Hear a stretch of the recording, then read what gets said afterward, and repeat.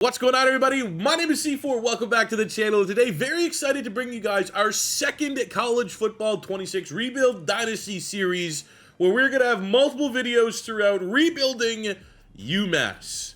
Now, you may say, why UMass? Well, one is they've got thrown around as like one of the top cupcake builder schools. I've yet to see anyone rebuild them. I've had some UMass fans reach out, but this came across my timeline from FanDuel. There's been zero bets for UMass to make the college football playoff. No one, not one team has any desperate fans that are like, well, that's just for fun. Maybe this will be the year for UMass. Delaware has people that think okay, let's put up, $5 on them. No one has even put a cent on UMass to make the college football playoff. So it is my job to turn this program around. We're definitely not making it in year one to apply to this graphic, but we're going to make it at some point, and I can't wait to share that journey with you guys. When I think about UMass, I think all the way back to NCAA Football 14, they were pretty much unanimously like the cupcake squad of all cupcake squads. I believe at that point in time, they were independents. They didn't even have their own conference. They were on, at 2013, 2014, at that tournament when that game came out. 3 wins in 3 years, 2 back-to-back 1-11 seasons. Things haven't got much better for them. They've found their own conference. They're in the MAC. That is actually I think that happened last year. So that's kind of cool. Maybe that will help. But since NCAA Football 14, there's been no success. 3-9, 3-9, 2-10, a couple 4-8s in there. Like, that's going to be probably our benchmark here for year one, is I want to try to get 5 wins. I want to have the most wins they've had in at least a decade. 1-11, 0-4, 1-11, it's brutal. It is absolutely brutal. We're going to take over Joe Harasimiak as their new head coach. To be honest, don't know a lot about him as a coach. Looking at his Wikipedia, he was the head coach at Maine, and they went 10-4 in his last season. And then he went to become the safety coach, co-defensive coordinator at Minnesota. Then he went to become the defensive coordinator for a couple years at Rutgers. And then this year, December 4th, 2024, he became the head coach of UMass. And together, we're going to make them a powerhouse. Somehow, some way. Our school grades are terrible. I mean, championship contender, program tradition, C-, F for brand exposure, non-existent pro potential, F for stadium atmosphere, C- campus lifestyle. Academic prestige at B's, not terrible. D+ for conference prestige. The MAC is the worst low. I mean, I hope we can spearhead this. As we turn this program around, I hope we can single-handedly drag the MAC from 11 and see if we could, CUSA, Sun Belt, maybe even the Mountain West, set our sights on that. We have C for coach stability, C- for coach prestige, F for athletic. It's bad, man. This is right up there. It doesn't get, Akron, Kent State, hardest rebuilds, Delaware, Missouri State, UMass is right there. This is certainly going to be incredibly challenging. More challenging than our Hawaii Dynasty, which we were able to, in 5 seasons, come year 5, have that program as a college football powerhouse, per se. We're still only at that point, we're a 2.5 star. Pretty much probably should have been a 3-star prestige school. But we got Dwayne "The Rock" Johnson, insane NIL funds, and we're able to get Hawaii in that natty. Are we going to be able to do the same for UMass in 5 years? We will see. I think something that I am, and that's why I have conference prestige here. Where does UMass go? They're kind of like, they're like a Big Ten. Like, is that the end game for us, is going to the Big Ten? As, if we want to truly challenge ourselves. If success finds this UMass team, say year 3, year 4 this rebuild, is the Big Ten certainly an option? Do we say and try to win a natty in the MAC? It's obviously it'll play part in the other MAC teams. If the other MAC teams can buy in and be a serious football program, we can raise this conference up to the roof and say we can get 6 or 7. If we can eclipse, the Pac-12, the American, Mountain West in that range, maybe we'll stay here. If not, we may do think big picture and perform and win a couple MAC titles and get promoted to a bigger conference. ACC, Big Ten could work. Now, the roster they have here in UMass, it's pretty bad. 66 offense, 66 defense, 66 overall, which is right in line with some of the worst, lowest rated teams in this game. But there's certainly some talent that You know, I would say generally, rule of thumb, not a lot of dev traits. A lot of normal dev traits. Maybe more surprised that there's, you know, thought there might impact's kind of like the low tier dev trait. I thought we'd have a couple more. Secondary overall, we have our lone star dev player on the defensive side of the ball in Malcolm Green, who is a 73. So he's going to be one and done as a senior. And even in his case, he's a recent transfer from Virginia. So he's not even like, you know, UMass got themselves a star dev player. But as you can see, we do not have one corner, one DB with 90 speed. So that is definitely an area that we are going to want to improve. Our linebacking core, I mean, Craig looks actually pretty decent, but again, you see the speed and the athletic traits, 83 speed, 89 acceleration for a linebacker seems sick, but then you look, he's 5'10", 215. Very, very niche size for a linebacker. And I also literally went through every single one of these players to like try to see if there's anybody with like unreal skill caps. Maybe the dev trait sucks, but we're going to probably have so many of these guys out in the field that we might get just based off of statistical production, some dev trait scenarios in our first off season. But on the defensive side of the ball, everybody has a relatively low ceiling, which kind of sucks. We got Grant Randall at D-tackle, 77 is relatively solid. Got a pass rush rotation, not a lot of great athletes here. I'm not expecting a crazy amount of sacks. Our offensive line is, for a sub-70 overall offensive line, it's serviceable. We got a couple guys that are like in the 70s, going to figure out that left guard spot. But generally speaking, I think for the level of competition we're going to face, it's not a brutal offensive line. I think we're not going to totally destroy any of our chances because we have turnstiles across the line. I think they should be serviceable. I like our tight end room, to be honest with you. I have two tight ends that have kind of stood out to me. One is Matthew Ogunniyi, 65. He's a freshman, 6'5", 236 pounds, former 3-star, and he has great athleticism. 76 catching, got to work on that, but 82 speed, 86 acceleration. Seems like he absolutely could be a guy that we want to develop into a mismatch. And one of our best, highest rated underclassmen is Owen Anderson at tight end. Normal dev, former 3-star out of New Jersey, 6'4". Skill caps are absolutely brutal, but as far as like a win now, year one contributors, he's certainly near the top of the list. Wide receiver room, a little bit more of the same. We have Jimmy Bartow, the freshman. I'm going to redshirt him, but he's 6'4" with, what are the speed skill caps? I feel like he had decent ones, like a guy that we could actually make into kind of a dangerous player. Actually, that's a lie. So he is 6'4", but he might cap out at like 90 speed, which we do need speed. We are hurting because, look, he got 83, 85, 86, 84, 88. Not particularly great. Now, Kezion Dia-Johnson, a freshman wide receiver with an impact depth, 72 overall as like a legit freshman. That's a good guy. I don't know how the hell this guy got to UMass out of Arizona. But we have another dude here that, you know, he still has one skill cap for quickness, have a ways to go with his catching. Bet you we max that out. He'll probably have into the 90s catching. His route running could be a work in progress. But we have speed. Unfortunately, we also have a very concerning deal breaker right now. It's playing style, aka the most annoying deal breaker in all of college football 26. So hopefully we can find a way to make him happy. We have a sophomore here in Jaquan Gibson, who's a 73. Brain exposure is terrible. Absolute non-starter as a deal breaker, but he's solid. And this guy actually looks legit. Ty Harding, a sophomore speedster wide receiver. Now we have a pro potential, so that's a deal breaker that we actually have no chance at improving.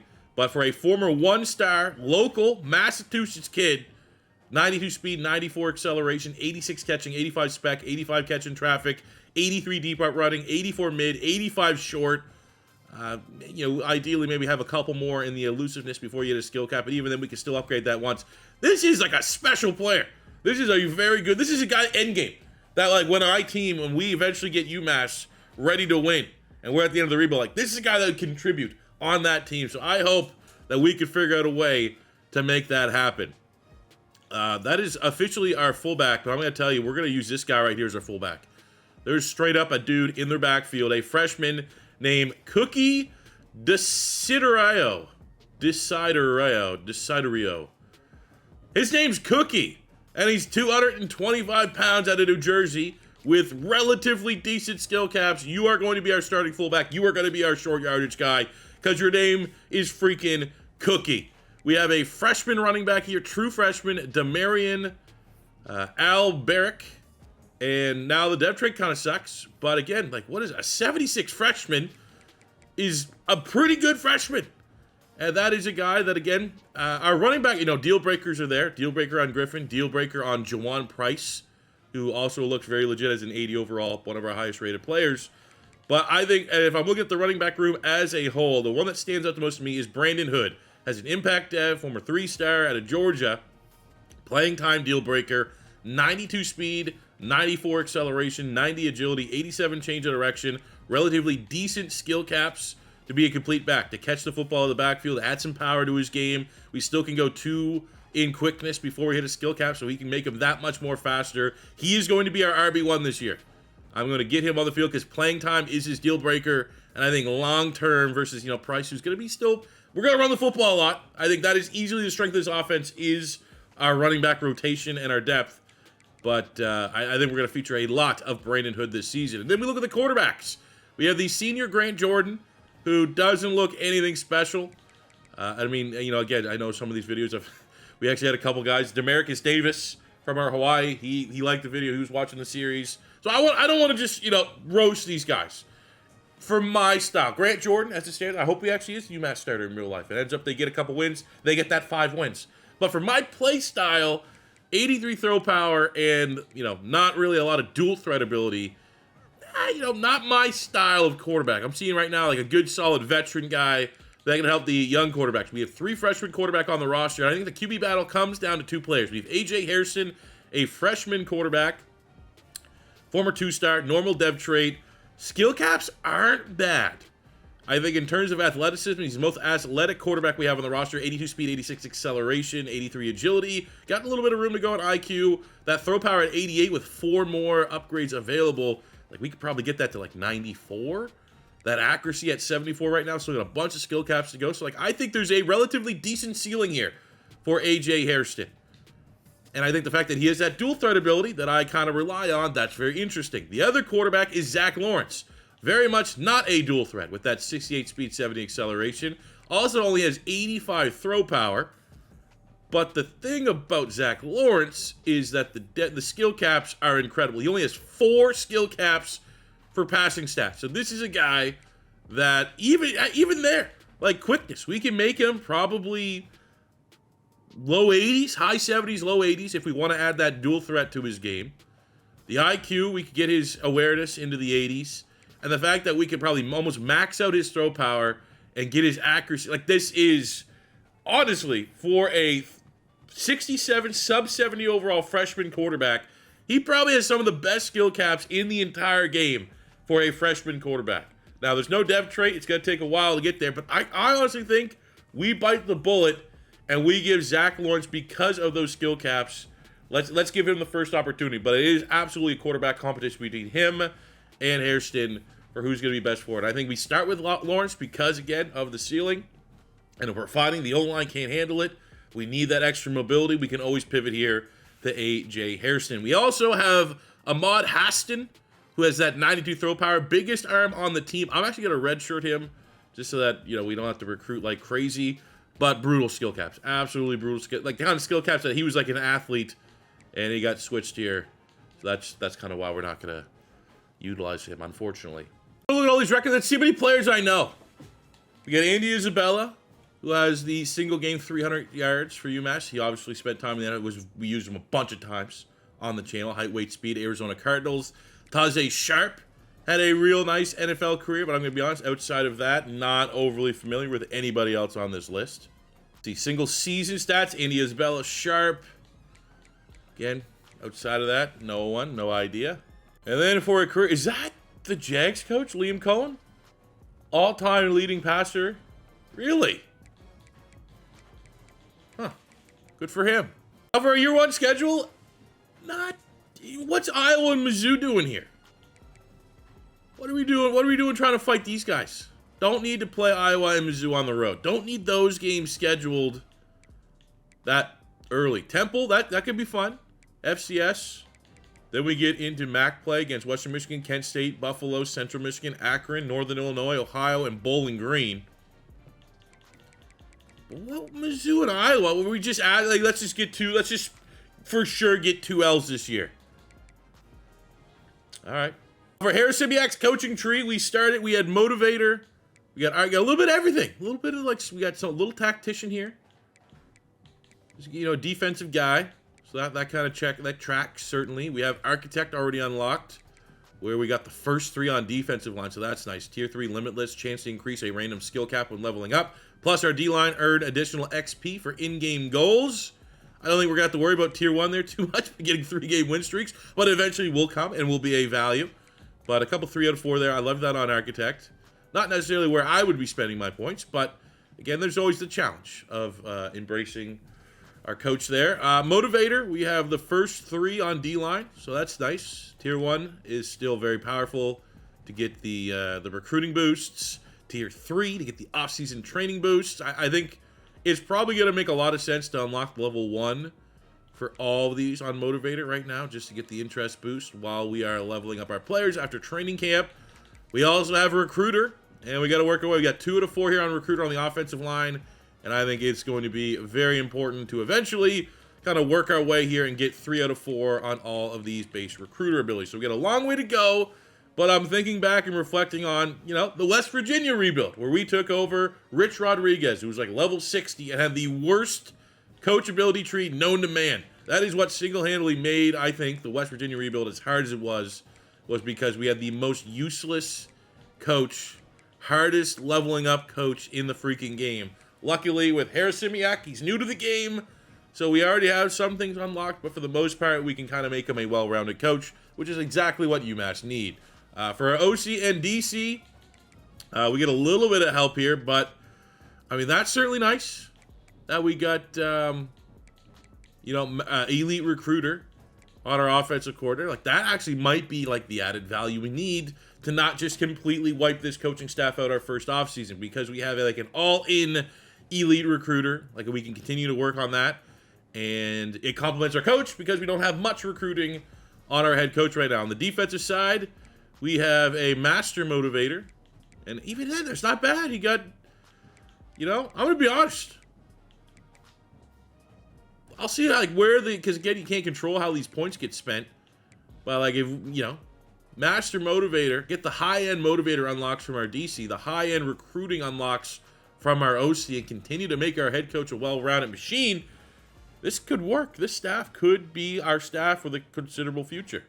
Now, the last piece of business before we get into number 1 is the recruiting, and what kind of recruits do UMass pull? It's going to be a lot of 3-stars. We're going to have to try to find as many gems. I'm going to be honest, at this stage, I'm going to be looking for and filling out our board predominantly on playing time, just because, playing time D-tackles, like right here with Carey Trinidad, A+ playing time, and is in reflection to, like, our base roster, gives us kind of some free scouting, because we only have 500 hours to work with, so we're very low, almost as low as you can get our budget.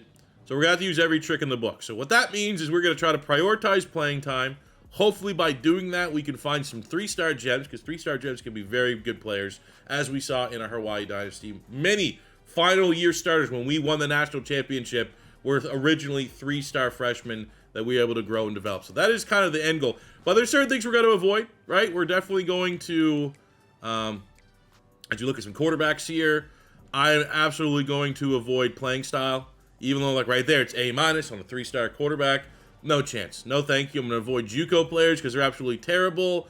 We're going to avoid on the offensive line. I cannot stress enough, there is a bug for raw strength linemen, where these guys, it costs like 10 skill points to level everything up, where it costs everyone else like 4. I don't know why. I don't know if that's intended. I don't know if that's an absolute bug. But as it stands right now, it has not been patched. So raw strength linemen. And of course, we have a top 1,000 guy that's interested. That is raw strength. It's just, no thank you. Not right now.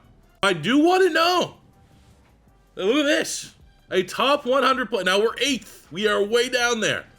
But year 1, UMass is getting 4-stars with legitimate interest. Now it's running back, which I don't want to invest too much at running back. And stylistically, I'm a big fan of East-West playmaker. They tend to be the most athletic. Like, we'll probably look at Tavares Vaughn here.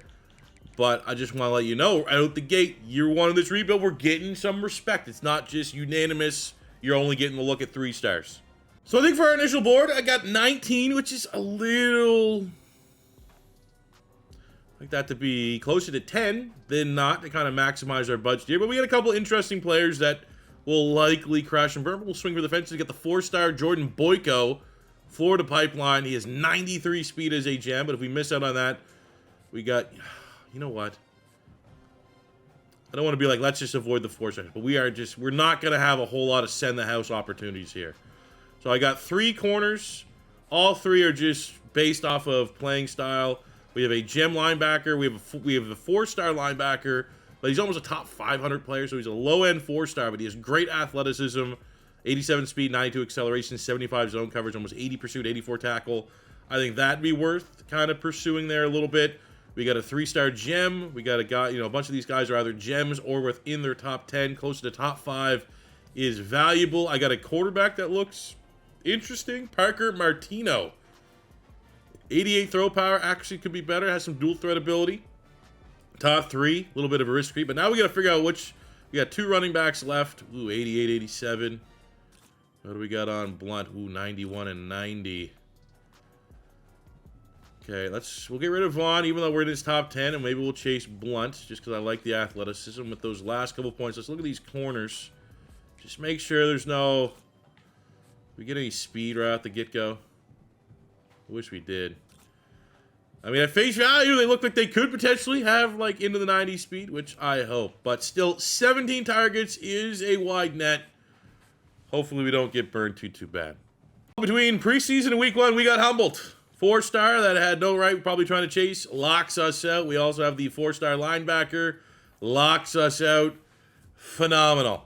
Here we go, the first game of UMass College Football 26 Dynasty Rebuild Series is at home against Temple. Old Temple tough. Tail of the tape, they have a slight advantage, but I think this is a terrific opportunity to start with a little positivity here. A little win, little confidence boost. Oh, yeah, let's see this presentation. How hyped is this UMass entrance? Come on, guys. We're just casually strolling out of the tunnel. Let's get ready, fellas. Well, I mean, what's it take to get the biggest school? Is it Boston College? Then you got probably some Ivy Leagues and stuff like that. Bar's not particularly high for us to be the best school up north. Let's go start our journey right now with a win at home against Temple. Open and drive, 3rd down alert. Again, we are going with the high ceiling quarterback. Not a dual threat. So how many times? Oh, it is Hairston. Why do we have him in? Okay, maybe we'll give each quarterback a half. 3rd and 9. 4th and 3, huh? Let's think oh, big field goal, huh? 43-yarder? No. We're going to go for this. Now we know we do have some scrambling ability. I want to get to the tight end. Y is going to be our read. Let's go. Ballsy. Red zone. Yes. Got a lot of RPOs, huh? Well, the strength of this team is the running game. We have the freshman Hood back there. Brings the most juice in our backfield. Don't have a great O-line. 2nd and 9.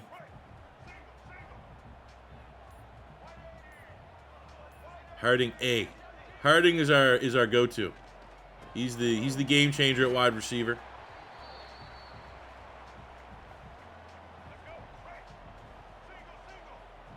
So we get Dia Johnson, the freshman.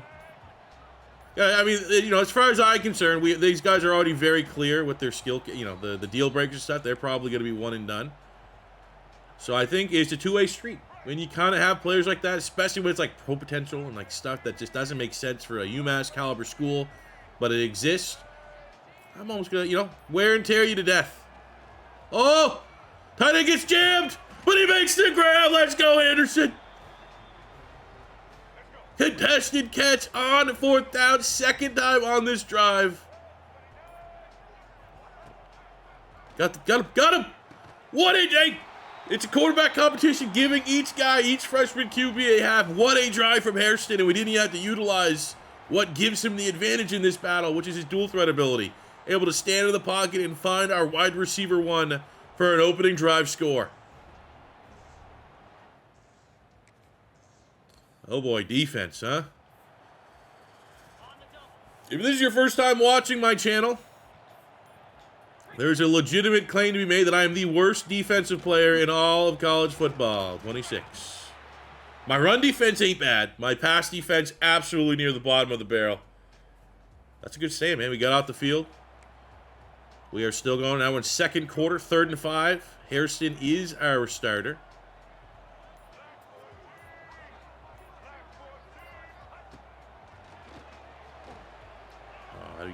That's a tough throw. Get 60-some overall quarterback to have that timing. Ooh, we get a red zone opportunity.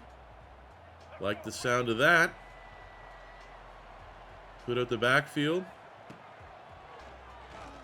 Tight end in the middle, and that's just wildly high throw from a clean pocket into a pick.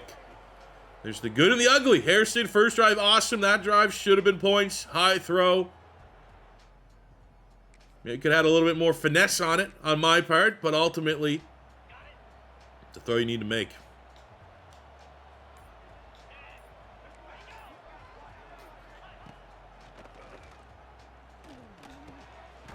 I mean, see ball, get ball. 2 times raw defense off the... Oh, they're going for it on 4th down.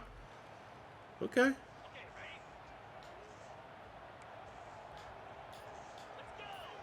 I don't hate it. I love the aggressiveness. They probably see us. They went, oh, and we get home, baby. Let's go, sack. It took me year 1 with Hawaii, because then we're going to compare this, because they are comparable. It took me 10 games to get 1 sack, our first recorded on video sack.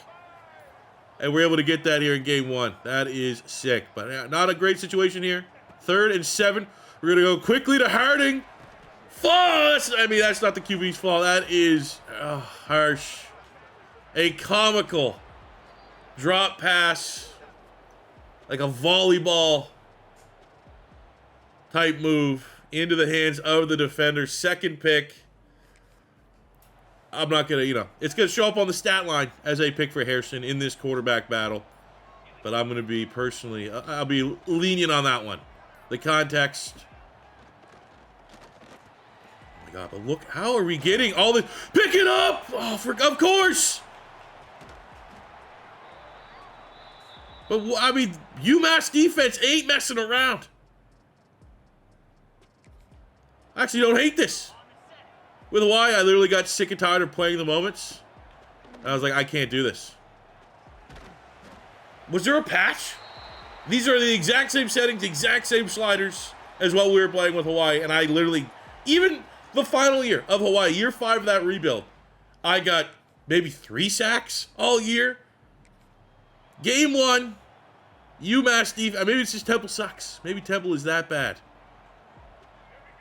But here we go, Hairston. You have 56 seconds to make an impression. I don't want this quarterback battle going down to the wire. I want a decision after this game who our QB1 is. It's a great ball.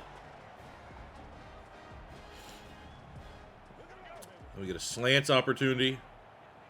Like to get Harding and Johnson. Well, X and Y, those are our go-tos. Oh, man. Kind of. He did not be a touchdown. Let's go, Hood. Open his account. Then just. Great block. Okay. I mean, that last pass was wide open, so I suppose we can have a blown assignment or two to kind of round out this drive. There we go. Right back to the tight end, Anderson. 2 touchdowns, 2 picks for Hairston, but really it's 2 touchdowns, 1 pick.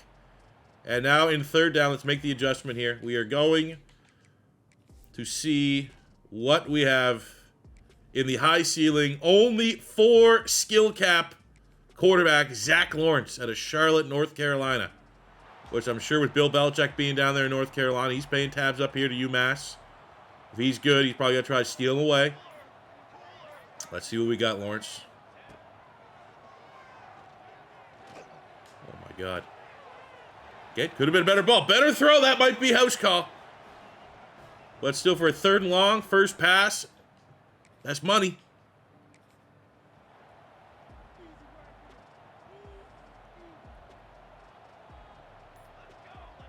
Gunny at B. That's who we like. Oh, shit. All right.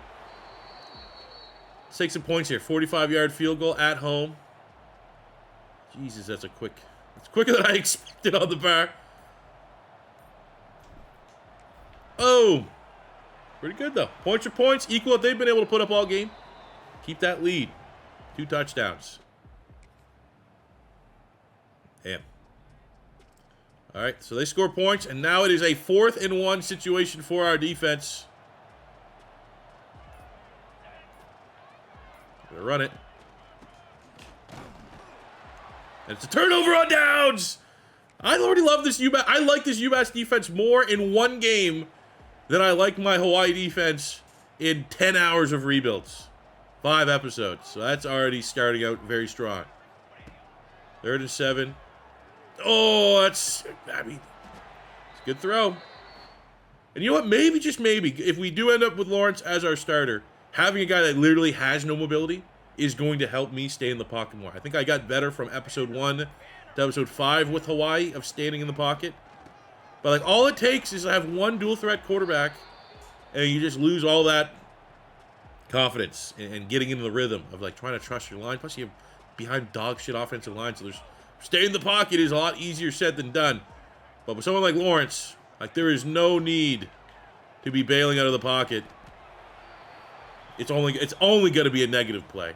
So, you know, maybe go on the true pocket passer. That's what we need to evolve my game to the next level. It's 3rd and 2. We're going to try to do another cheesy high percentage throw here to Harding. I don't know if that's going to be probably a hold. We'll take the points.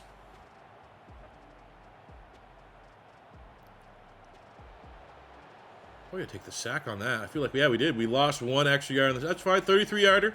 75 kick power, 75. Now, short field goals were a problem in last year's game for me. And it's a little bit better there. 10-point lead in the 4th. Should be able, especially with how our defense is played, keep that lead intact. But we have, all right. Let's see it. All on me.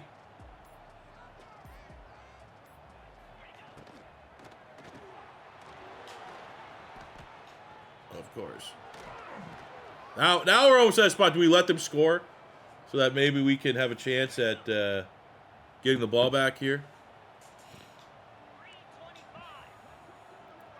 Now, Randall on D tackle. He's our highest rated D lineman, so he's going to be the guy we got to use her.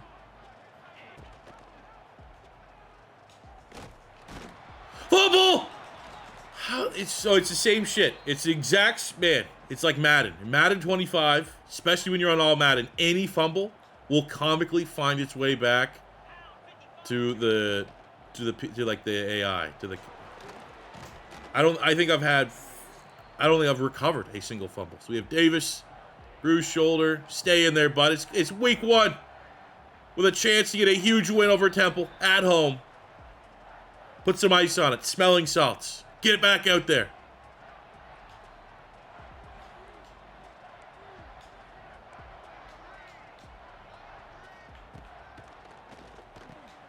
All right, there we go. Let him score. Give me the ball on offense. Let's go win it.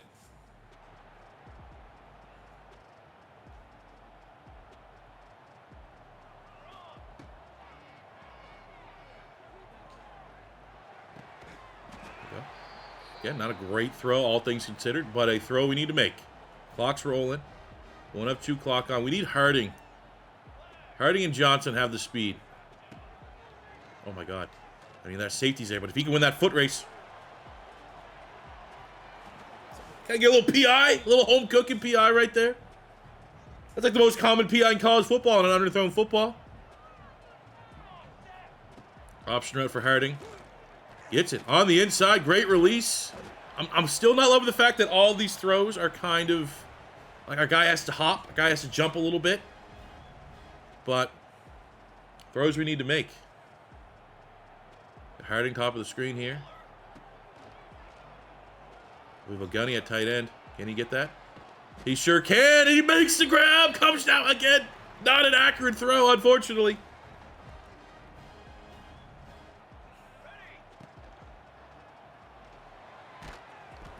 Okay. We're good.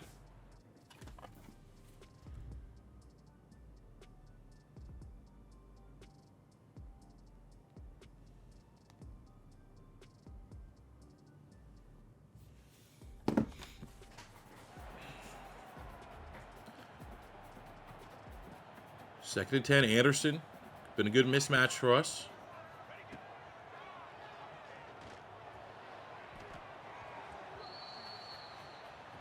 Okay, how about this? Get a little Texas route. Third and 10. Don't have to get it all in one play.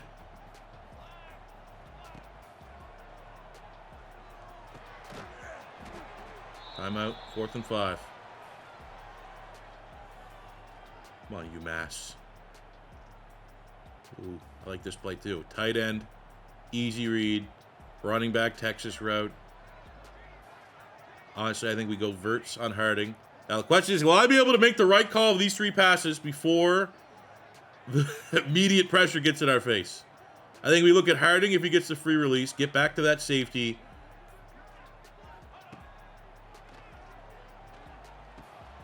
Money. And we get out of bounds. Let's go.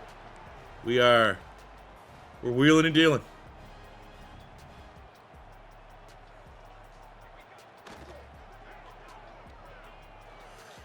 Get to that.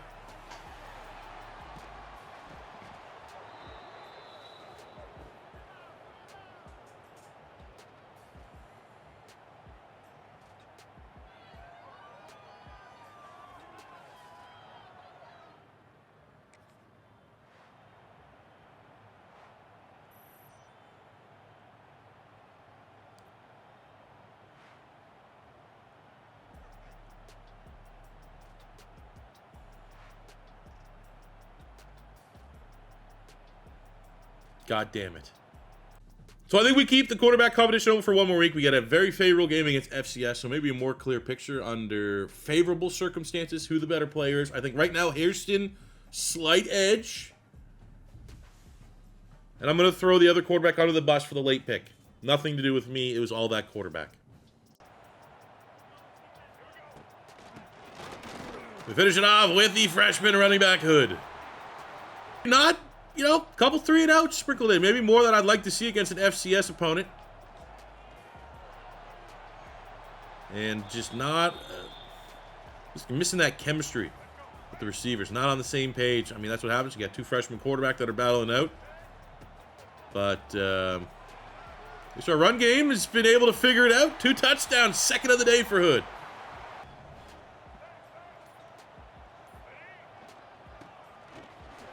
There we go, Hood. Into the second level. And he's making it a first half hat trick. Which, again, we got to, you know, it goes all in part of the evaluation process. Hairston, his stats might not look as good at the end of the day as Lawrence. But the run game was humming with him under center. And I think a part of that is because of his scrambling ability. Defense has to respect it. Makes it easier for Hood and the running backs to do their job.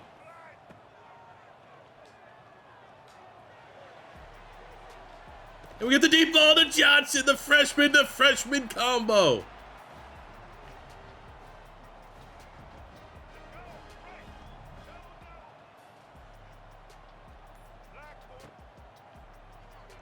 There we go, easy does it. Get Hairston on the board. First touchdown of the game to Harding.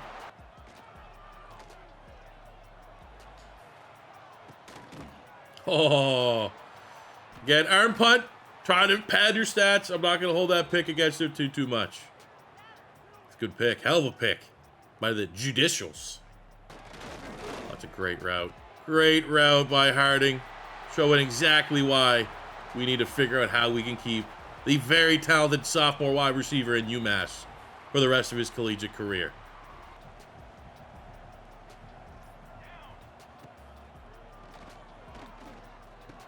Oh. Damn. Okay. Both QBs with a couple picks against FCS level competition. Great confidence boost for me on the sticks, gotta be honest.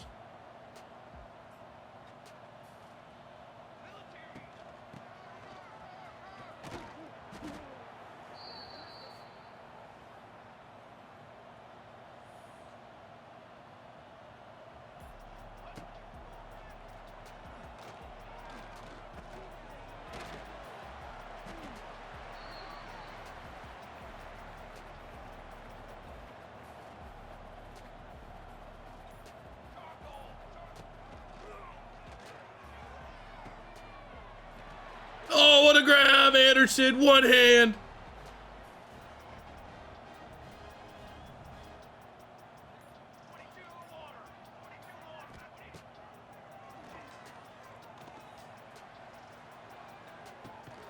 Hell of a deep ball. Great throw, Lawrence. Finish strong. So, I don't want to say unfortunate. It's a win. Needed win. Don't have a whole lot more clarity to the QB job, because offense looked better in the first half with Hairston, but that was because Hood had a couple big runs, finished with a hat trick of touchdowns. I feel like the best throw of the game was the long touchdown by Lawrence right there. I think because I have personal bias towards the high ceiling of Lawrence, I think he'll be our day one starter. Day one. But our starter going forward until he screws up. Definitely will not me screwing up. We got two options. You know that whole, like, you don't have a quarterback if you have two quarterbacks. Well, I think for UMass's case, it's good having a secondary option, but we're going to give Lawrence the first nod. Now, an interesting wrinkle has been thrown into the quarterback battle. I did not see Zach Lawrence's deal breaker being conference prestige. D+, need a C. That's kind of out of our control, whether or not we can get rid of that deal breaker, whether or not we can make it happen. Where you look at Hairston, it's simply playing time. So, I mean, the way that I see this is you don't get a whole lot, you don't get a crazy amount of player XP by playing throughout the season. There's no necessarily huge advantage because Zach Lawrence has the better skill caps than, starting him this year. His XP at the end of the year, if he starts the full season, whereas if he sits the whole season, is not going to be gigantic because all the XP, I don't want to say all, but it feels like, in my opinion, like 75% of XP comes during training camp. So he could eventually be our starter next year because of the great skill caps. But if we're making him a starter, and he is a deal breaker that's really out of our control, when you look at someone like Hairston, who it was close, really, the quarterback battle between the two, and his deal breaker is playing time, which is not an issue whatsoever.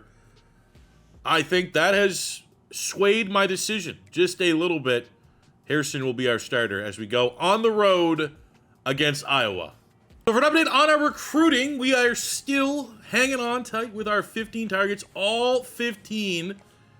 And this still has plenty of time to go to shit. And we don't have any 4-star, so it's a humble, realistic 3-star class. But they're all in relatively nice position. We're actually going to take, with this 40 points here, Levance.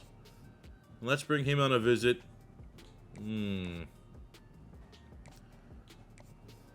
like to think we could beat Western Michigan. We'll sell him on the A+ playtime. Caleb against Iowa, the highest rated team. I think is probably higher rated than Mizzou. Those are the big two. This is, it's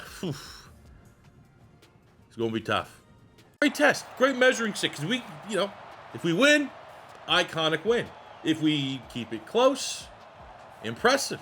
If we don't get blown out, mildly impressive. And then if we lose and get absolutely smashed here in the rain, it's kind of as expected. What was supposed to happen. Let's see. They have the wave. That's like the best thing Iowa does, the wave to the Children's Hospital. I love it. All right, we got to start here in the red zone. Opening drive in the rain. Probably a good game that we went with a dual threat mobile quarterback, because this is going to be all on the ground. Now we're going up against school number 19. So once they get this stadium rocking and rolling. Oh, here we go. Good throw. Uh-oh, Dia Johnson. That is our wide receiver 2 freshman. Picks up an injury. Keep an eye on that. Him and Harding are our go-tos. But we're able to... Oh, come on. Just strained forearm. Substitute for the time now. I mean, hey, we need all hands on deck for Iowa. But we know the realities of this game, and I don't need to lose my wide receiver, too, for the rest of the season. Fighting a severely upward battle. But there we go. For whatever it's worth, it will go in the record books that UMass scored first and has a lead on the road against Iowa. Let's go, team. Big third down. What do we got? 3rd and 10. This is where we've made strides. I've gone from these are all automatic to I can sometimes get a stop.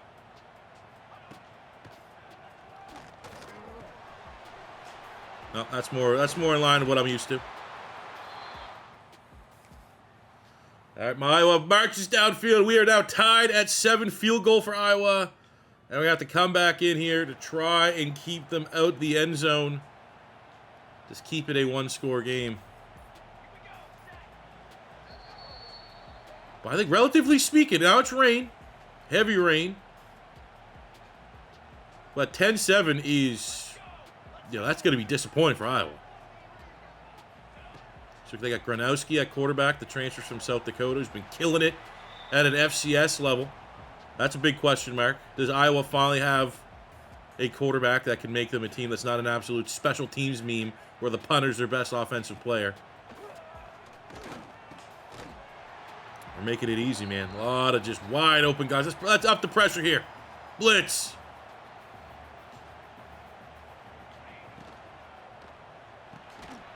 Dropped. Let's go. 4th and 2. And we hold. I mean, there's not a team that likes kicking field goals as much as Iowa. And that is a great stand by the UMass defense. Now, please give me a chance offensively to make some magic happen. 2-minute drill. Let's see it.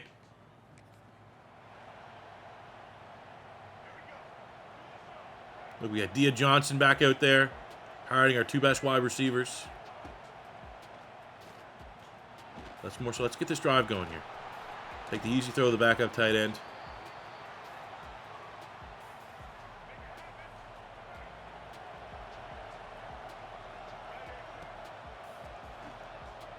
Boom, right there. Dia Johnson. 2 quick plays, and we are in Iowa territory.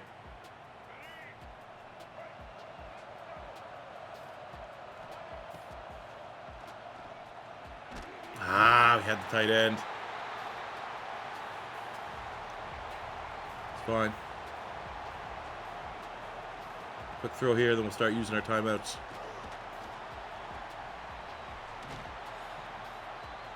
We can get into field goal range.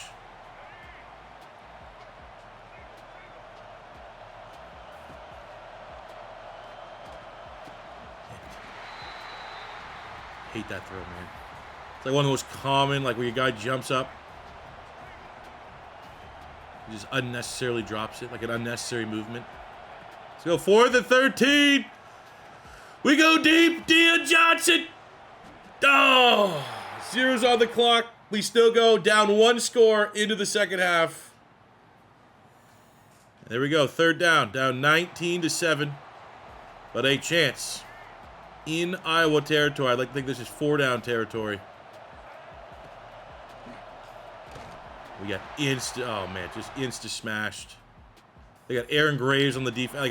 That's the problem in this one. Aaron Graves is a guy that's in the conversation, one of the top defensive tackles in the nation. Gonna be playing on Sundays.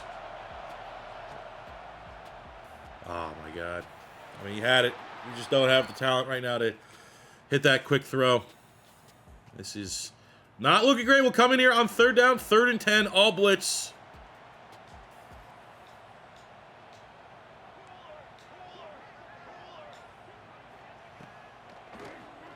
Picked up. Plenty of time, and it's easy. Layup.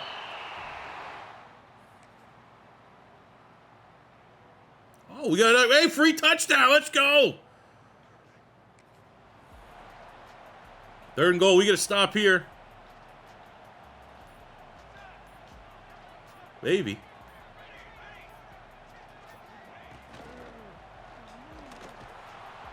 Oh, good tackle. Strong tackling team. So we come in on a 4th and 6. Pretty much Hail Mary. Look, they're smart, man. They got their top star corner on Harding. That's where we want to be looking.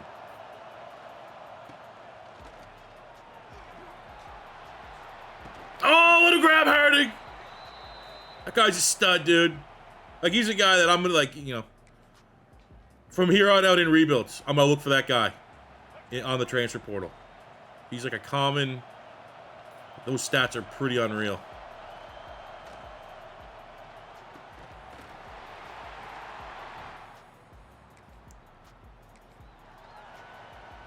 All right, now we got it 4th and 1. Get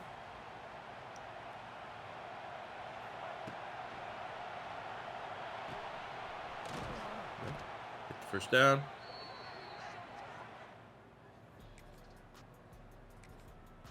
Ah, I love that. That's actually probably my favorite thing. Is I get the first down and then it takes me out of the moment, and then instead of being like in the red zone, close to the red zone, it's like, hey, here actually we're gonna have them fuck up till it's 4th and 28, and now you're going back on the sticks. Unbelievable. That might be like the worst sequence of play the moments we've had in any of our rebuilds to this point. Oh, you got a fresh first down. Still somewhat possibility to score, get the ball back, score for the lead. And we're actually going to, as soon as you get that first down, have downs 1 through 3 happen. So now it's 4th and 28 and then put you back in. Garbage. But I take from that game, you know, one of the scenarios we said at the very beginning, that was very much kept it respectable, which is better than expected. Yeah, look at that. Kept it respectable, and our brand exposure is going up. So we've now, with the 4-4 visit, we're going to get Bromell, the gem. Kuchar's also coming. Week 6, Western Michigan, kind of becoming a must-win. So after a very mixed bag 1 and 2 start, really shouldn't have fucked up against Temple. We get another, why is this an opponent for us? On the road against Mizzou in the SEC. I know in real life, it's probably like UMass getting a bag. Playing at Iowa, playing at Mizzou. Get them, you know, opportunities, pad their stats. Get their Heisman nods. I mean, this is a Mizzou team that was in a little bit of turmoil. Like, they completely tanked Luther Burden's stock last year. He was a quarterback. Brady Cook. Got an animated coach. Like, very underwhelming was Mizzou.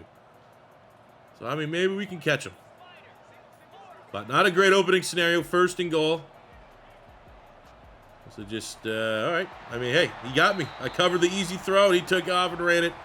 They got a quarterback that can... Prabula. Is he the guy from Penn State? Transfer? Bo Prabula, if I had to guess. Not ideal, but hey, look at that. End of the first drive, and we are in the red zone, and they're giving us 1st and 10. Okay, let's make it count. Probably should have got more yardage there, but we will take a gain of 6. And now we'll go the stick. Harding, top of the screen. I want to get it to him. Gonna get it to him. I mean, again, I don't know. If I feel like if I force feed him enough targets, will that just ease over the deal breaker? Probably not. There we go. Defensive force, a punt.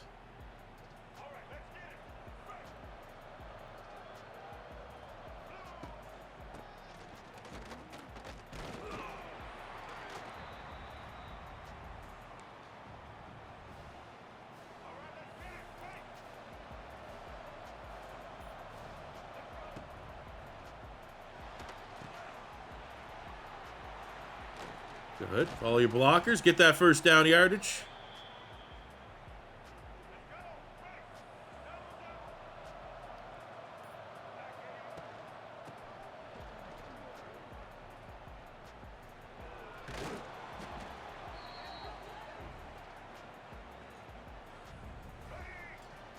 Oh, a nice run. See if we get him on play action. We can find the backup tight end, and with that grab, we are into Mizzou territory. A great-looking drive.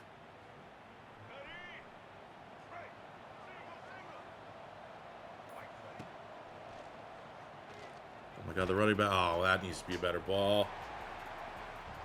Damn, missed opportunity there.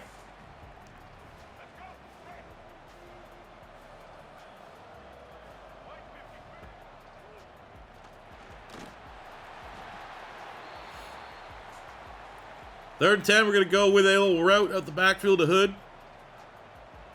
You'll send Johnson deep. See what that can do, potentially. I think we're going to be looking at the running back the whole way. He does get a little bit of separation at Hood into... Spell the end zone. Taking the crowd out of this. Squiggly lines, few and far between.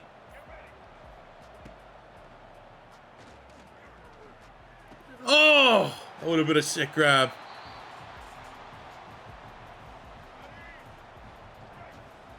Second and 10.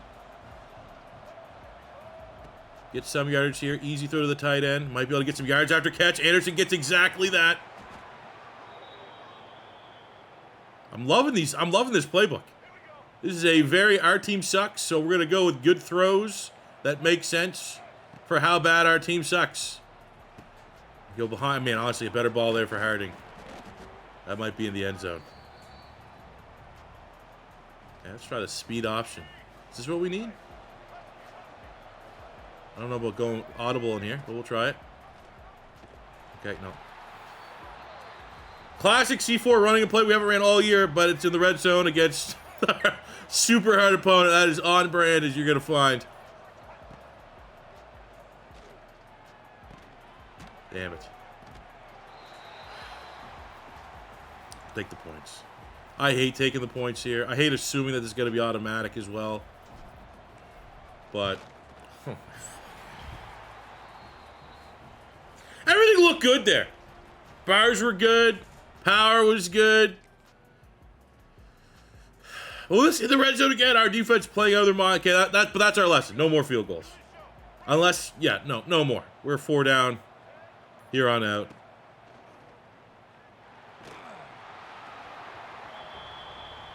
Starting to get pressure on our quarterback. He's getting hit a lot. Huge discrepancy in the line of scrimmage battle.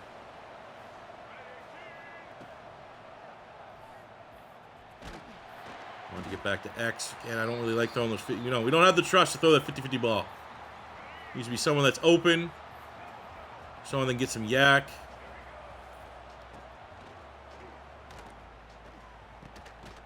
Now they're going to call my bluff because I think now this is a exact situation you want to try to kick a field goal. At least we're dead on. Here we go. Lead UMass. Playing very well today. But we've had a couple missed opportunities here. Should we have a bigger lead? Do we need to come out with those opportunities with a bigger lead to stand a chance in the second half?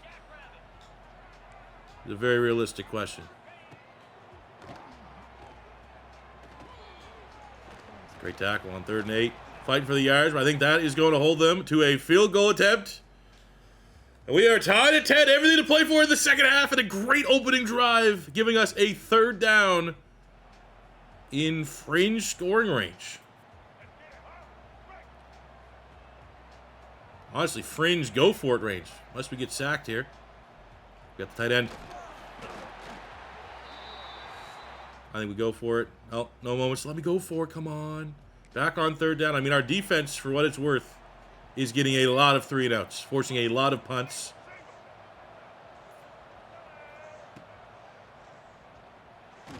Come on, man. Quicker! There's plays to be had. What do we got? 4th down? And they want me to punt, but clearly they're telling me to come in. Because they want me to go for it. Maybe surprise them with a run. Maybe the run game's what we got to get going here.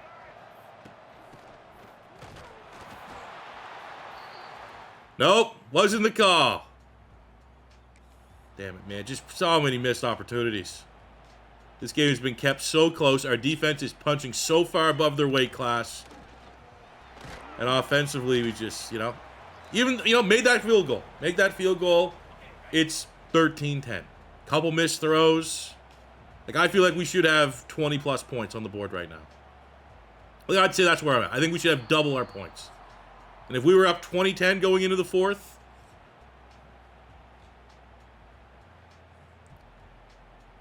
Feel a lot better where we're at right now. 2nd and 7.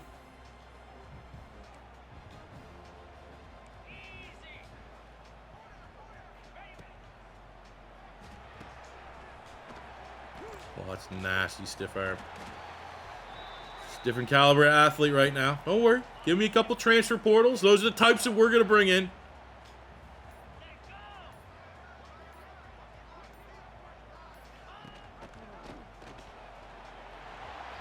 All right, give me a chance to get my get back.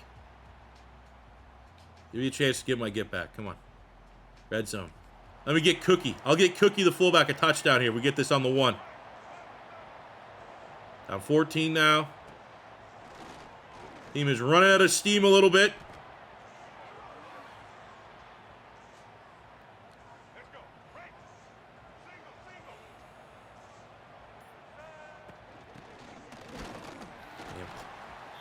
Yeah, I'm going to give it to Cookie right now. Maybe that's just what we need. Cookie to 0-0. He needs to get a fullback dive right here. They're not going to expect it.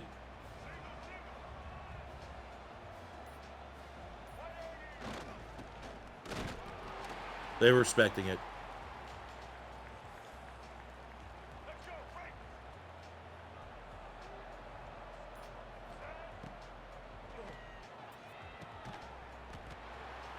I mean, inch by inch. I don't know, Coach. We're running 4 verts here on 4th and goal. Let's see what we can get. I'm going to look for Dia Johnson. Can we get that back to the running back? Yes, to make someone miss. No chance. Like, we don't have the kind of guys that can make guys miss on an SEC defense.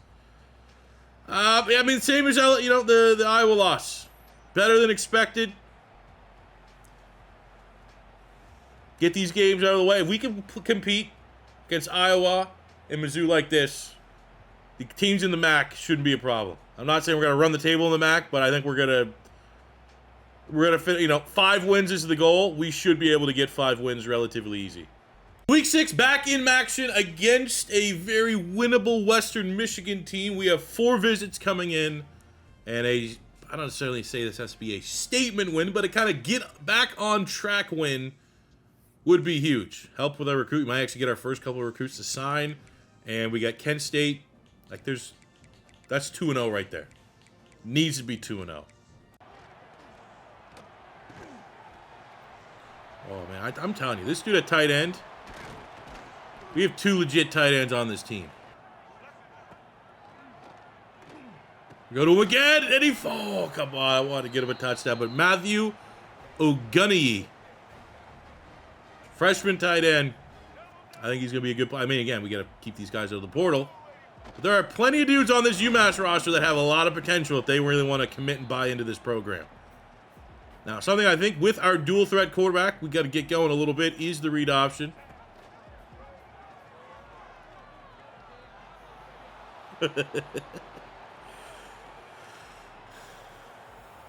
You're welcome. Guys, my ebook is launching tomorrow night at midnight. I'm only selling 50 for $400 each. Be there, because they're going to move quickly.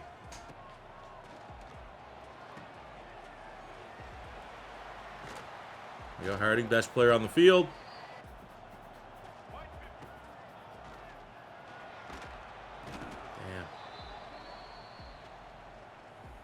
Damn. 3rd and I mean, even getting some points on this drive would be nice. That was a bad sack.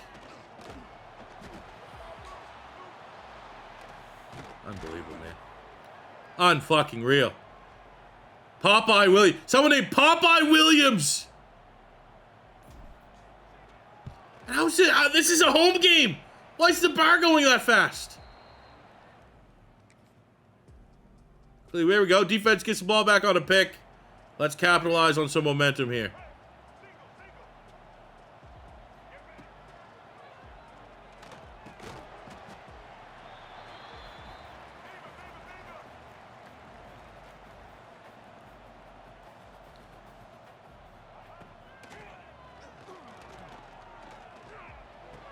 There we go. Good grab.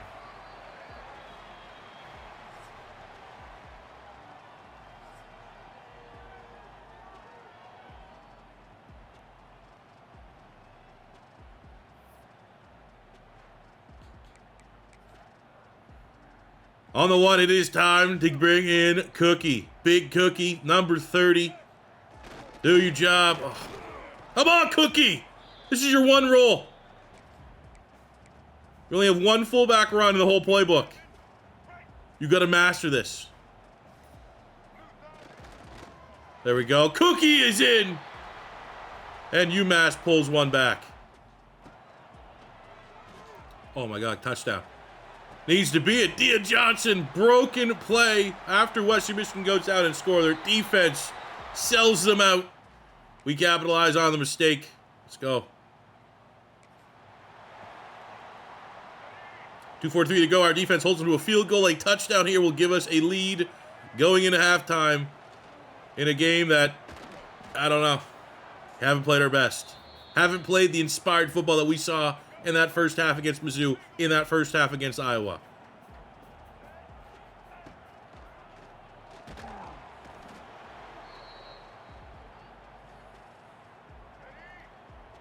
Just getting Sack City, bitch. Sack City, bitch. Yeah, no, I mean, there's no time.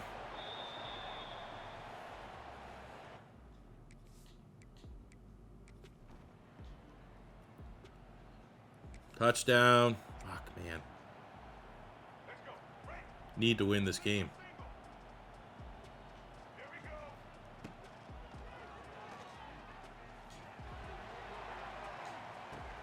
That helps. Helps a little bit. Best wide receiver in the MAC.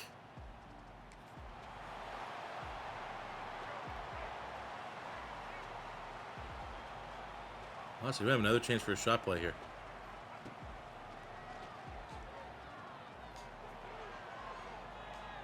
Oh, yeah, let's go, dude. And he takes the tackle. Let's go. 2 straight bombs for UMass. And the lead is with the good guys, the home team. And we get a turnover, all momentum with the Minutemen.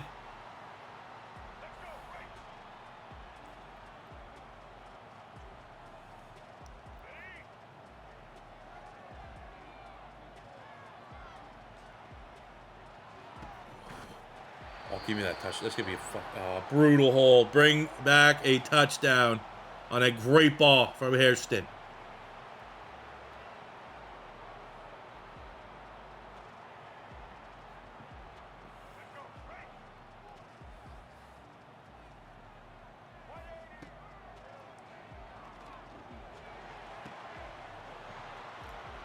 You can't give him a chance, man.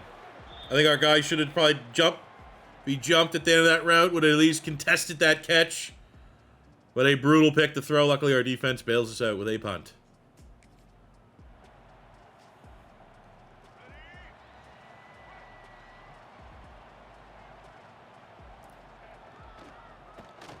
Come on, man. O-line is getting bullied against Western Michigan.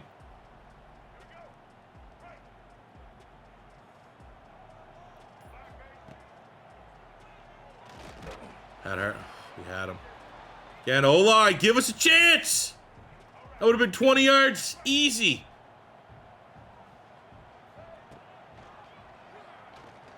And our guys collide in the middle of the field. Damn, man. Popeye Williams. Who is this man? First round pick out of Western Michigan? Feels like it.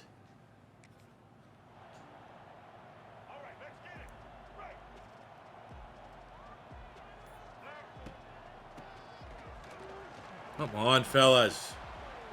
Pathetic. 5 rushes, 1 yard.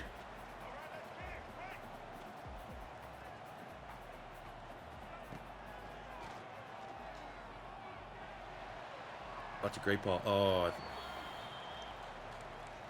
Let's go for it. Show a little moxie here. Show a little... Put our nuts on the table for a second. Gonna hood run a Texas route.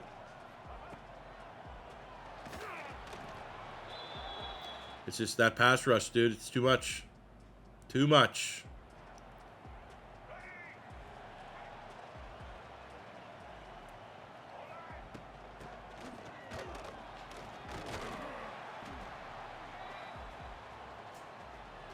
See if we can run it. I think we just, even if it's like running into a wall. We're so one-dimensional this game by throwing the football. They're just pinning their ears back. Max protect or not, we aren't standing a chance. We have to get this game going on the ground a little bit. Take control of the clock. Grind this thing out. Try and neutralize that pass rush.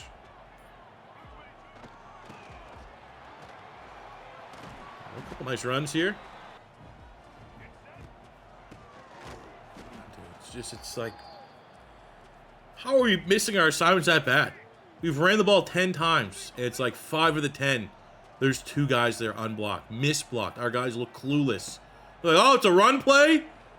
My bad.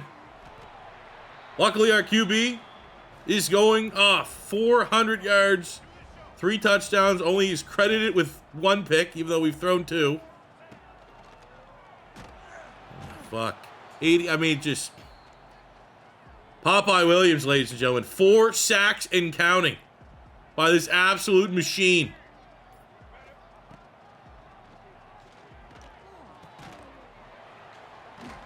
Good run there. 14's playing hard for the freshman. 4 down territory, probably. I mean, a field goal, I don't know. Maybe we'll take the field goal. I don't know. Let's not even think about that. We're thinking touchdown or bust. Okay, we got to go for it. 4th and 1. We're going to try to run it. The left-hand side has been our more favorable run side. Get away from Popeye Williams. Let's go! Hood is in! What a cat. I got to look. Well, here, just because. All respect. Is Popeye Williams actually like a crazy player? Or are we just making him look like $1 million? I mean, 78, that's certainly for like Mac level. He's definitely one of the upper tier pass rushers. Let's go. Defense gets a stop, forces a punt. I will say one thing I'm grateful for is due to the wear and tear, Hairston's just getting smacked. We have another quarterback that we kind of liked. You know, that's kind of like, you know, you have 2 QBs, you don't have 1, but you have 2 QBs with wear and tear on, and one of them's getting hit like an insane amount. Certainly nice to have that backup option available because it is inevitable, especially if our line's playing like this against Western Michigan, it's going to be a long season for Hairston to stay healthy.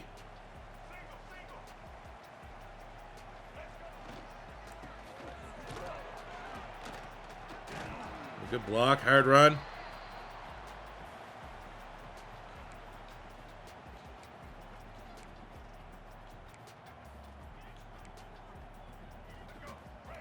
Maybe the toss play, is that what we need? Is that a money run for this UMass program?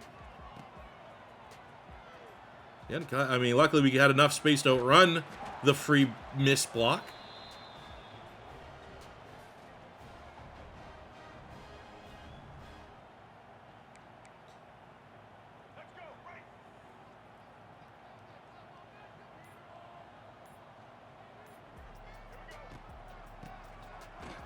Oh, he cuts back in. That's a good. Hey, there we go. It's a nice hole. I've seen a lot of holes in my lifetime. That's a nice one.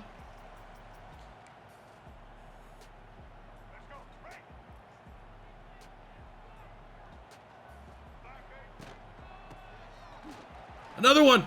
Hood.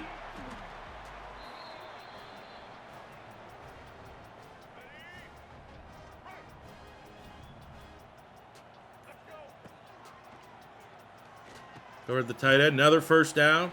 We're humming.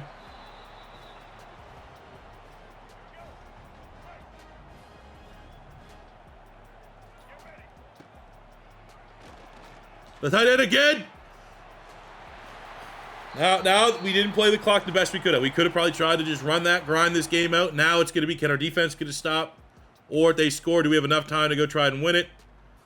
Okay. Tied up. Let's go win it. Just got to get in field goal range at home. So kick meter should be favorable at the very least.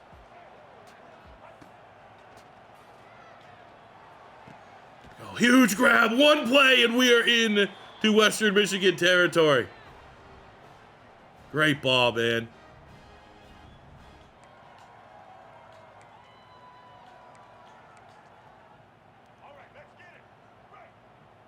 We got Harding top of the screen. Ooh, you already know.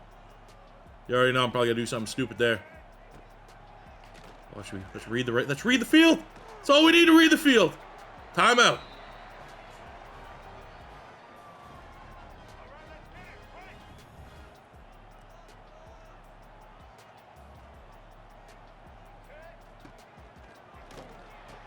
Oh, that needs, honestly, he catches that, we might have a touchdown. Brutal drop.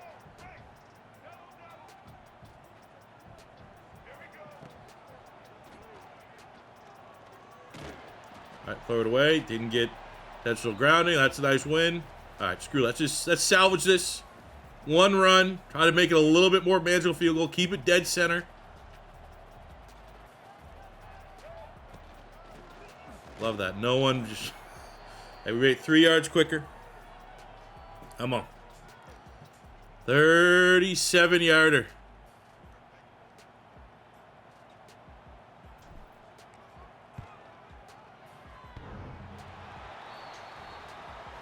We doinked it in. Oh my God, if that would have been a miss. We entertained. We had 4 visits. We entertained. Let's see if we can get a couple commits on that. 46-43. Huge win. Outrageous stat line by the freshman Hairston. 489 yards passing. They did eventually give him the second pick. 4 touchdowns, 2 picks. We got 85 yards on the ground. Old Cookie gets us his rushing touchdown. Receiving, $125 and a tutty for Harding. Dia Johnson, $177, 2 tuds. Defensively, couple turnovers. It's nice. Complimentary football. Let's go. We get our first commits. We get the 3-star gem, Jonathan Bromell. We get a 3-star D-tackle in Lee Vaughns from Nevada. Cool. I mean, at this point, any extra hours we can get, the better. Dia Johnson gets MAC Offensive Player of the Week. Earned it. Kent State in the discussion with UMass as who is the worst team in college football 26. Even at this game on the road, gotta be a win. Oh my God, he's wide open. Quick throw to Y. Okay, Y is, oh man. I get quarterback sucks, so that throw power bar is like going real fast. But I've yet to get a perfect pocket, but like every throw, wide open or not, we can't hit our guys in motion. It's always like an unnecessary jump that is obviously probably the difference maker between touchdown and good throw. But look at that, Harding. Easy, man. Easy separator. Great touchdown. Let's see if we can flex our muscles. Can this be a game that like we could straight up sim? We are that much better than Kent State. Or is it going to be a battle? Is it going to be a war? The bottom of the on-paper bottom dwellers. And that's exactly what we're getting. Now we're losing, so let's hop back in.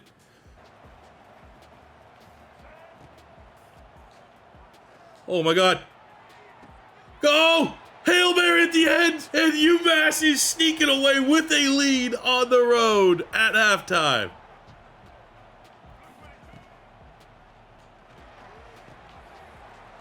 Ooh, a little slant, get to Harding.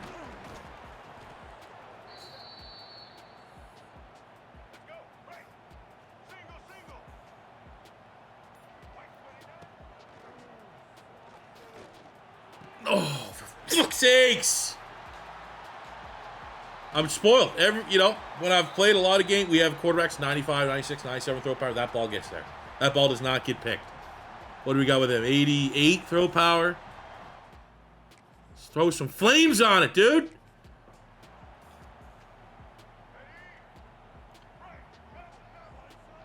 That's what I need. I need a quarterback that would be on the 1990s. The 2000s Pimp My Ride with Exhibit. I just need a quarterback. Put flames on it. No matter what, we're putting flames on it. That's what I need with the throw. Kind of howitzer arm. Just don't have that right now.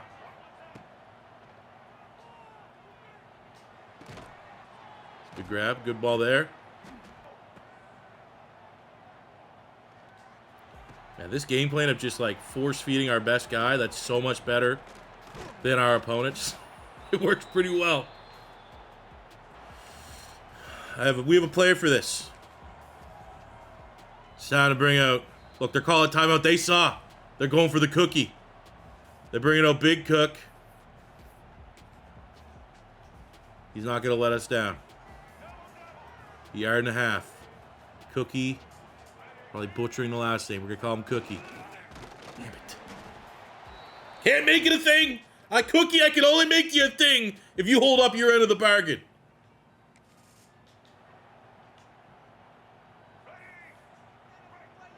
like pro wrestling. You know, you have a fire gimmick. I can give you the greatest gimmick ever. You got to go out there. You got to make it happen. And unfortunately, Cookie might not be that guy.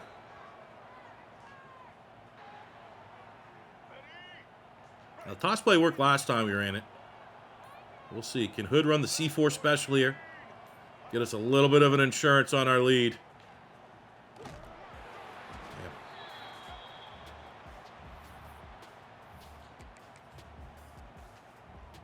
What about Cookie? Can Cookie make amends?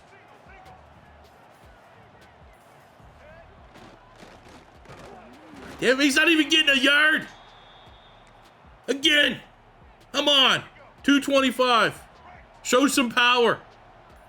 How about Cookie? Oh.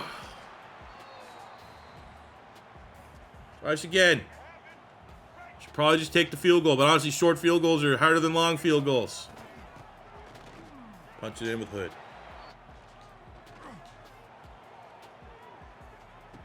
Oh, Dia Johnson, what a grab. We're gonna lose. I don't want to speak that. We're gonna keep both these guys. Harding and Johnson aren't going anywhere. Positive reinforcement here. Let's see this one out. We've done the job. 48 to 29. And again, once we're back in the MAC, I expect us to go on a run, and that's what we're seeing. But another just insane game. Harding, 15 catches, 300 yards, hat trick of touchdowns. Quarterback, 5 touchdowns, 2 picks for Hairston. 85 yards. Even the run game, it's forgotten, but it's still eaten. 323. Dia Johnson, 100 yards, 2 touchdowns. Defensively, anybody standing out? Not really, but that defense is a work in progress. Here we go. Harding has set the UMass single game receiving yards record. And there's been some good wide receivers coming out of UMass. Probably their strongest position in terms of selling NFL talent. Tajay Sharp, Andy Isabella, Victor Cruz, UMass as well. Add his name. Ty Harding might end up being the best of the bunch.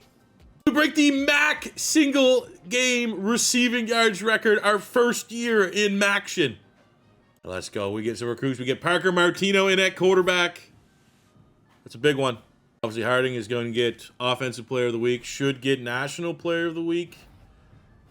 Let's keep playing like this. Obviously, keep playing. If I'm going to lose him, let's at least like realistically lose him to a team that's just going to snipe him versus being like, oh, playing style. Looking at our remaining schedule, argument can be made this matchup this week against Buffalo, who are 5-1, 2-0 in MAC play, is going to be our toughest one. Central Michigan is not a pushover. I'd like to think Akron will be the favorites. NIU will be the favorites. Ohio could be close. Bowling Green, they've gone over a lot of turnover. They're no longer, you know, they lost their head coach to the Eagles, lost Harold Fannin to the draft. So I think this Buffalo game, that's probably our last big chance to maybe punch above our weight class and get an upset win. Because the argument can be made, at least at minimum, the remaining schedule, we pick 'ems, if not UMass being favorites. We're the home team. Maybe that'll give us a little bit of juice. Stadium looks a little bit more full than what it was our first home game of the year. And we're going to start here playing the moments in the red zone. 1st and 10. I'm going to be honest, don't love RPO plays. A little too much pressure for me at this point.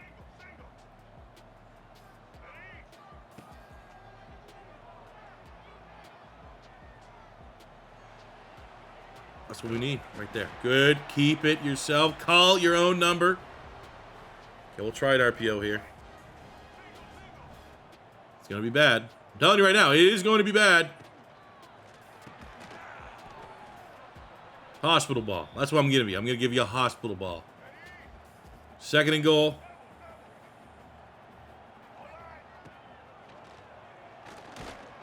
Wow. Instant pressure there. Get the ball. I mean, the ball has to come out quick.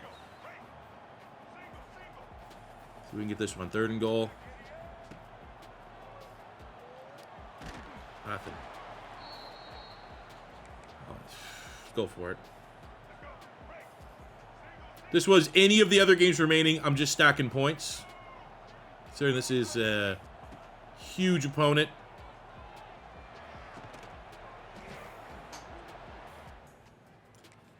remaining on the schedule. You got to be aggressive. That's, I mean, hey, drop touchdown. You got to bring that in. 3rd and 5. What do we got?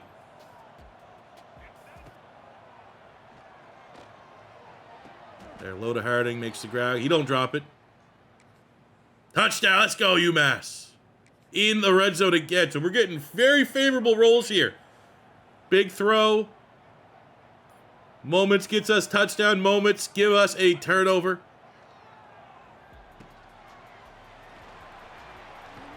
A real nice screen pass. Gain of 9.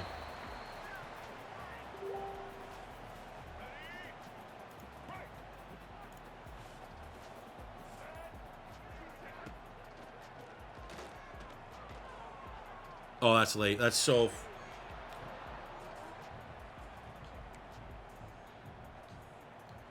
Just trying to run this one. Control the clock. See out this first quarter. Or just score. I'm fine with just scoring as well. All right, 3rd down. What do we got? 3rd and 5, manageable. Linebacker blitz. I want you to watch the middle of the field, and we will blitz. Wow. All right, couldn't have called a worse play for that play. He got exactly what they wanted. Run to the right. He had no one there to the right. Unbelievable how that works. 3rd and 7. Hey, here you go. That's a terrible throw. Nice seeing a dog shit throw by the other team every now and again. Buffalo gets a field goal. We got to come back on defense. We need to earn this on the 10.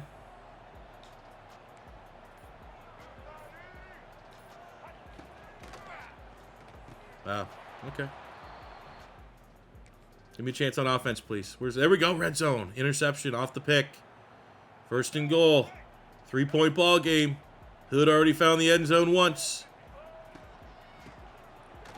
Oh. It's a good tackle. Oh, with this direct snap. One of the best run plays going. Oh, beautiful. He's getting close to 10 touchdowns on the year. Freshman. 2-minute drill. More points.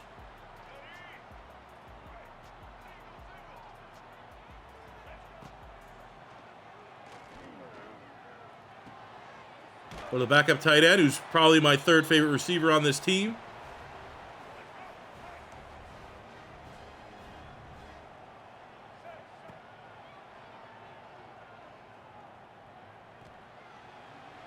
Ooh, able to get back to the running back.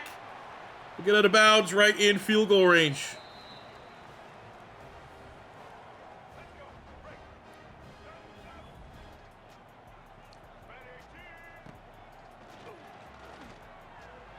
Man, just don't have that time. We don't have the arm talent to hit that.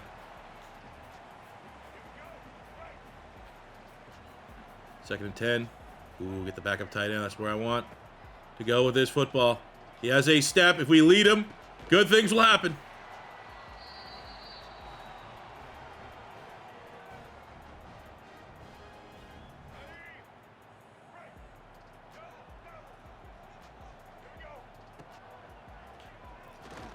Right there, the best damn wide receiver, maybe,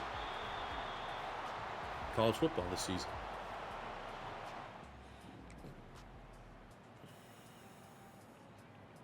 Wow, 4th and 4, and Buffalo is going to go for it.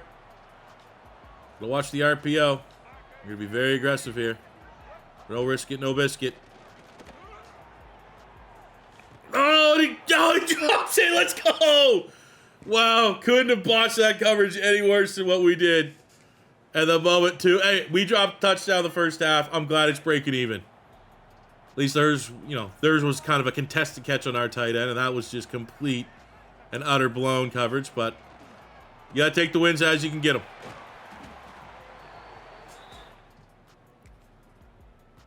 How do we get no points there?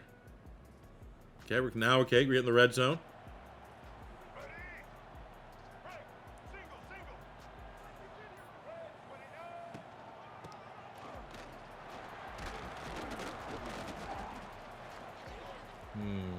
I like to call it go for this. 4th and 1. Love, you know. This is the job Cookie's supposed to do. Well, when Hood's playing as well as he is, don't get cute. Actually, we got Jawan Price in.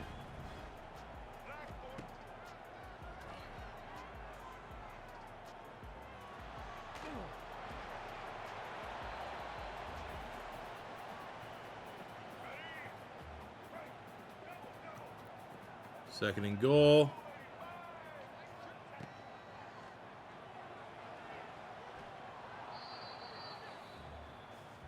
Okay, we got a Slater on 3rd and goal.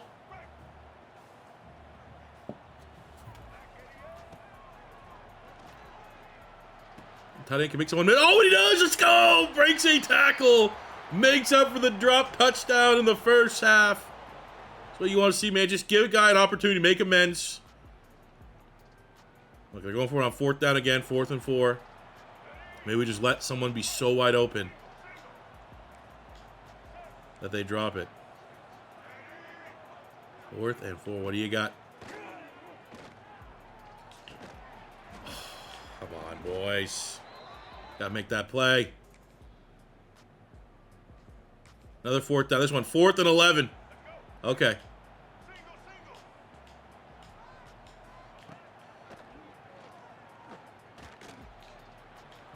Oh yeah, nice PBU. Get that shit out of here. And UMass with our final opportunity to really get an upset win. Do the job, man. I think, again, maybe the tiebreaker, maybe the difference in this one was we are the home team. If this was on the road, maybe it's a different result. That is a quality win. Central Michigan is up next in a matchup on the road against dead level offense, defense, overall, special teams. This game could be more tricky than I was anticipating. All right, we're going to play the moments because this game is tough. Only going to play offense only in games that are kind of layups.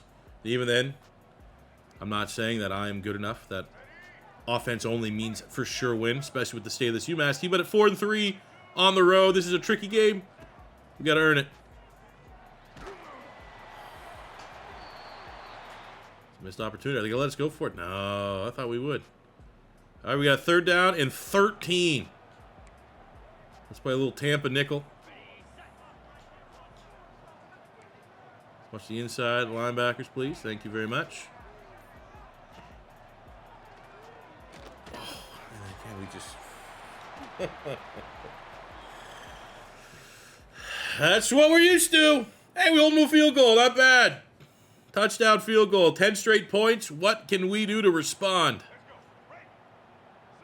3rd and 10 midfield.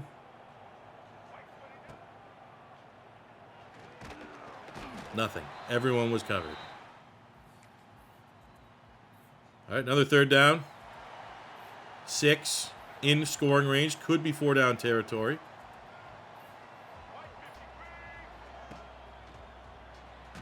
Insta-sack. Sick. Awesome. Great job. Yes. Sick. Now we got a 47-yarder. It's not bad. All right, pull us back within 7.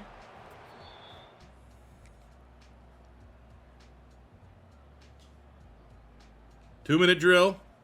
Okay. Let's show. Let's show. We've had a pretty good passing attack. Pretty potent passing attack when we can get into a rhythm.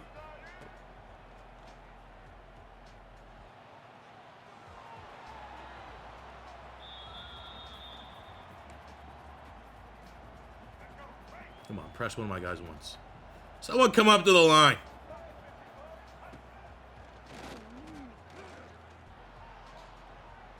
Terrible. That would be our 10th pick of the year.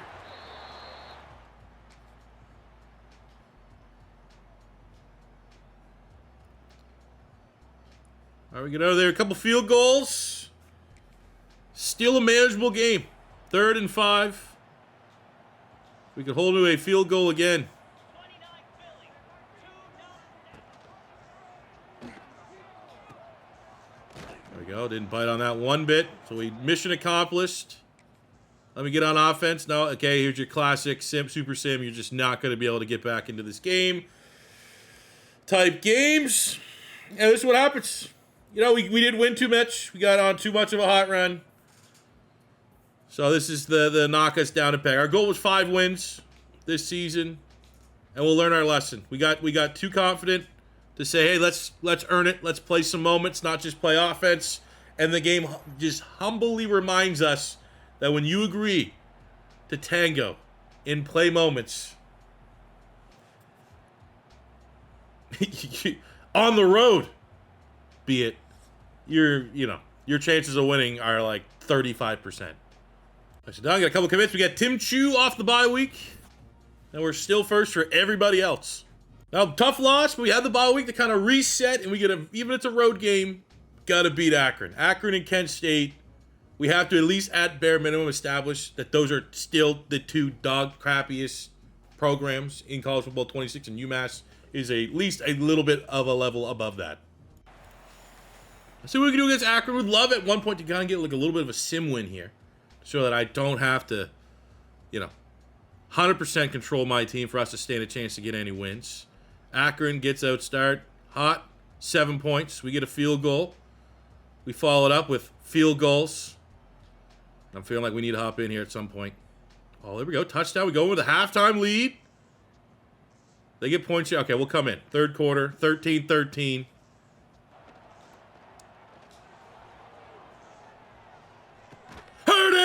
Oh, it's so bad. He's going to leave. What a stud. I got to tag him. Find this guy on X. So good. Come on, fellas. We finish this thing off. How about UMass? It's Akron. Field goal. That's all I ask. Some sort of points. There we go. Touchdown. 27-13. Nice bounce back win. And with that on the road, gives us our target of 5 wins this season. A tally that UMass hasn't hit in like a decade. Nice. The Akron win is just enough. What, coward? Hopefully he's not and doesn't play like a coward to sign on. We get Clyde Baggett, a 3-star gem middle linebacker. We also get Alofutu at corner out of Maryland. Good gets. Whatever week 12 matchup against NIU. I mean, we're 4-1. I mean, everyone's kind of hot. Bowling Green at 4-2. Central Michigan 4-1. Buffalo 4-1. 4-1. Toledo 4-1. And Miami 5-0. Undefeated Ball State. This is, honestly, it's probably one of the most competitive conferences. We're more competitive than the Mountain West. Honestly, more competitive than the SEC. More competitive than the Sun Belt. More competitive than the ACC. More competitive than the American. More competitive than the Big 12. Big 10 conversation to be had. But a legitimate argument to be made as far as conference is concerned. The MAC is where it's at. I think late season we got to earn it. Northern Illinois is 3 overall points better than us. And I usually kind of use that as the baseline as, do we play offense? Do we play the moments? Play the moments in the tough games, play offense in the gotta have it type win games. The Northern Illinois at 5-4. Or UMass at 5-4. Northern Illinois trying to get that 5th win. See what we can do. It's going to be a tough one. I think, again, advantage maybe home team? Maybe? No? It's a hell of an opening drive. Oh, we got a chance. 4th and 1. The moment decides that I actually have with my ebook that is publishing at midnight. Get it now. $499 American currency. I do have some hacks on field goal blocks. Come on, dude. Okay, we get a free touchdown. Cool. We come in 3rd and 7. A lot of defense. Kind of want to see the offense.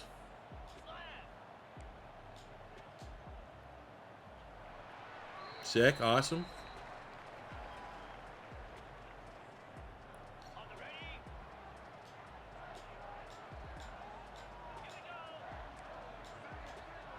Let's go. 3rd and 7. It's just so wide open. Middle of 4 people. Of course he finds the wide open guy. Because of course he does. Because we make it so easy. Here we go. 3rd down. I will say, overall, this UMass playbook is pretty awesome. Great grab. What? It just mossed him.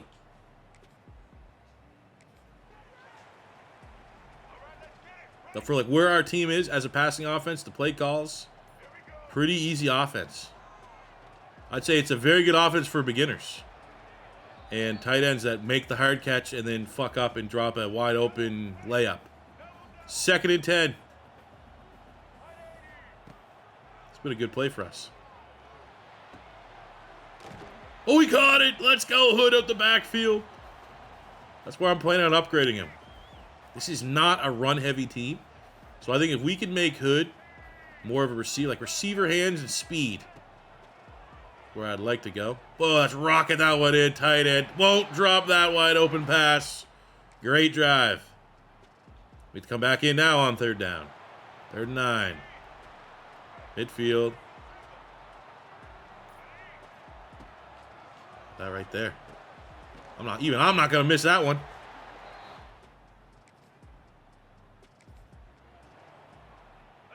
Another 3rd down in the red zone. 3rd and 5.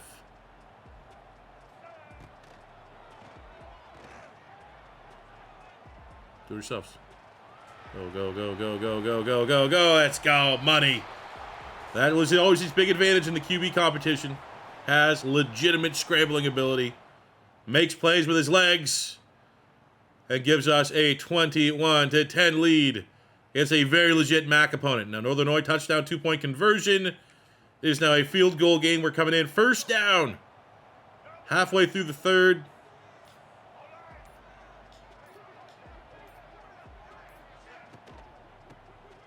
There we go. Again, teams probably respect our run defense. When the ball's in front of us, we're somewhat respectable. And then it's just when it's not in front of us, we struggle. This is going to be a run.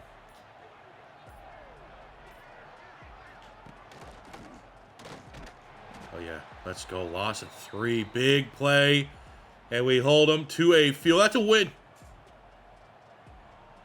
They're probably in field goal range the whole time. And if there's anything like me kicking short field goals, it's not a gimme. Oh, just barely made it, but we got a tie ball game. Come on, let me in. 3rd down. Okay, let's go. 4th quarter.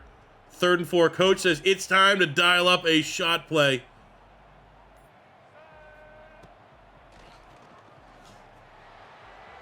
And we're going to listen to him.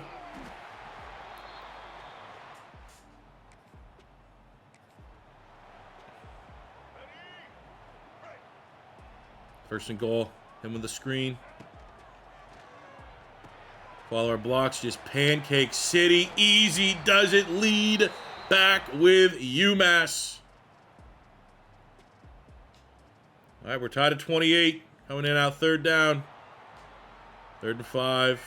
Oh, this is 4-down territory. Allow this play, getting it to B. Backup tight end. Don't love it when it takes that long to develop. I was well read. Kick this field goal. 46-yard. That's doable. We've made these before. 14 wind. Oh, that's a good kick. That's a great kick, given the conditions. Money. Come on, defense. There they go. They get us. They get us to stop. They're going for it on 4th down. Minute 49. 4th and 20. There is no chance I'm blitzing here. Keep it everything in front of you.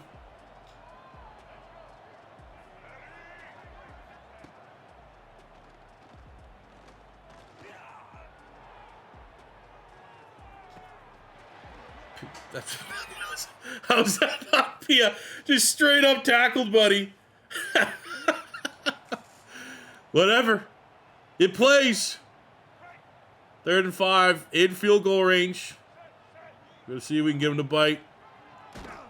Almost a fumble. We end up same amount of yards. It's a guard holding his arm. Let me kick this field goal. 45-yarder. We're money. Same direction. Similar conditions. Oh my God, that is smooth.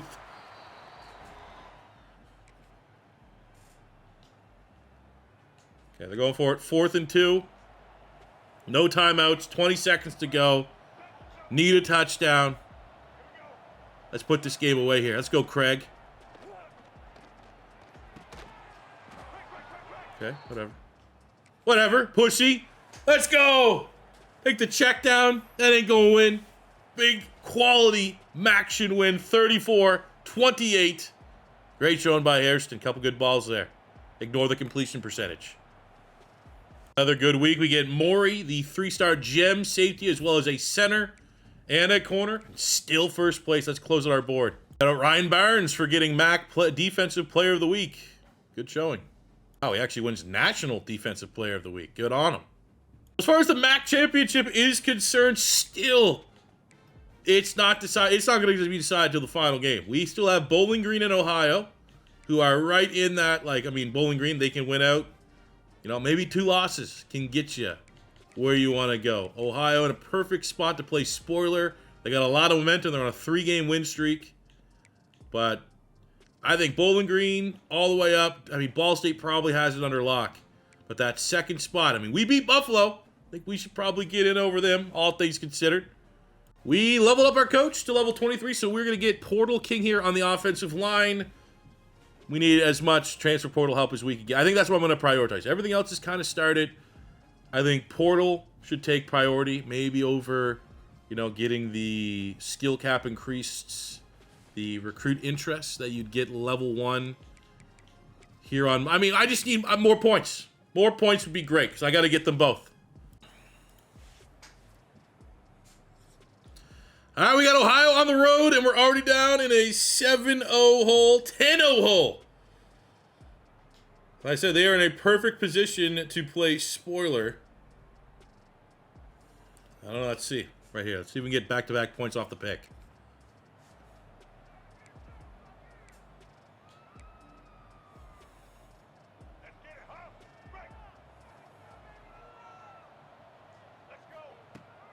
I will say Ohio Bobcats is certainly a rebuild that I am considering. Always love trying to take an underdog. I like the underdogs in big states to try and become the best team in said state.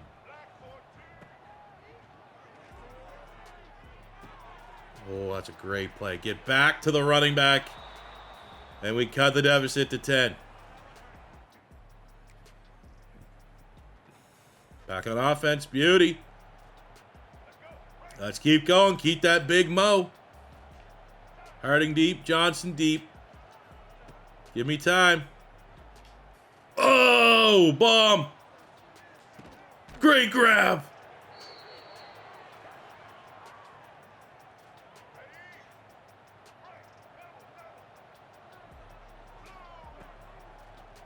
Oh my God, we got him again. Back foot.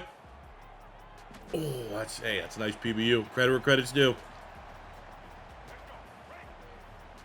I think Ohio actually has like a high 80s rated safety. That might have just been him making that play.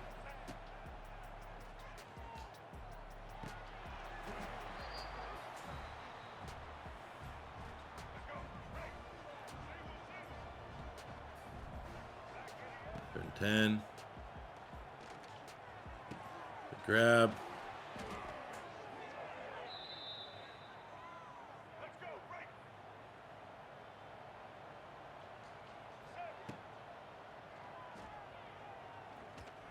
Lead him. Ooh, he fights. Man, we can't lose him. He's so good. Everything he does, he catches everything. He fights. He's not a big receiver, but he still has break tackle ability. Fights through contact. Doesn't drop passes.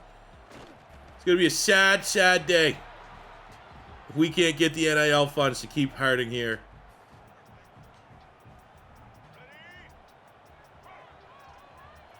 Come on, Hood.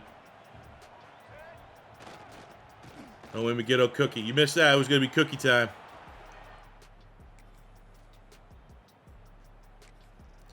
All right, touchdown, Ohio. So we are back to, desperation time. Can we get one of our athletes behind space, steal some points back before we get into the second half?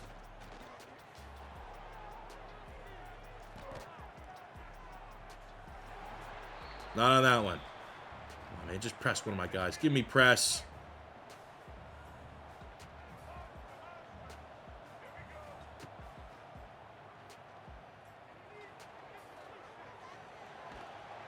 All right, well, hey, down 10. We ate into the deficit after a terrible start. We got everything to play for in the second half. Got him.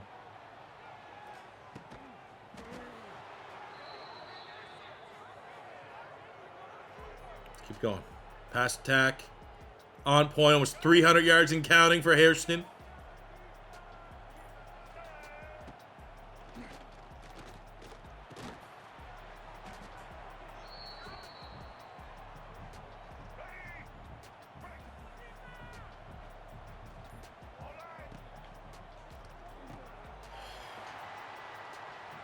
Brutal. Bail me out.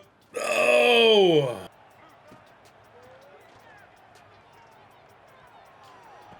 Yo, Hood. Great. I mean, he has kind of shit catching, to be honest with you. That could have been a drop, and I couldn't complain off of the stats.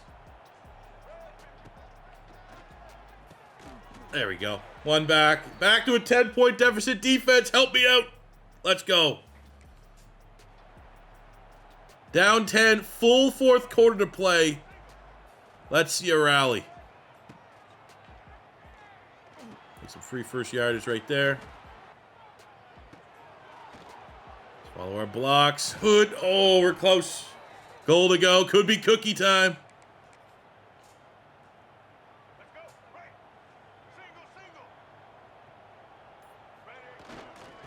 Let's go, baby. Hum, hum, hum, hum, hum, hum, hum, hum, hum.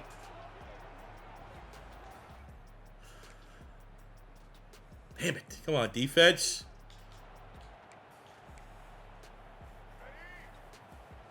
Just haven't had a chance, man, to get that lead. They've been able to keep and maintain 10-point advantage. I don't think bullshit runs are going to get us back in this game, coach. We're going to need deep ball to Johnson.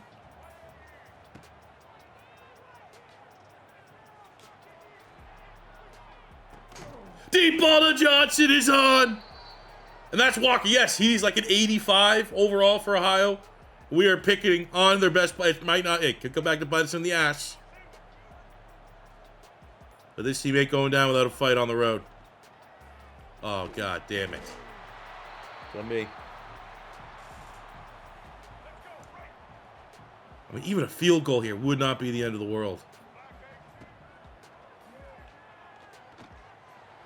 Real good grab. Maybe now we can get a sneaky run.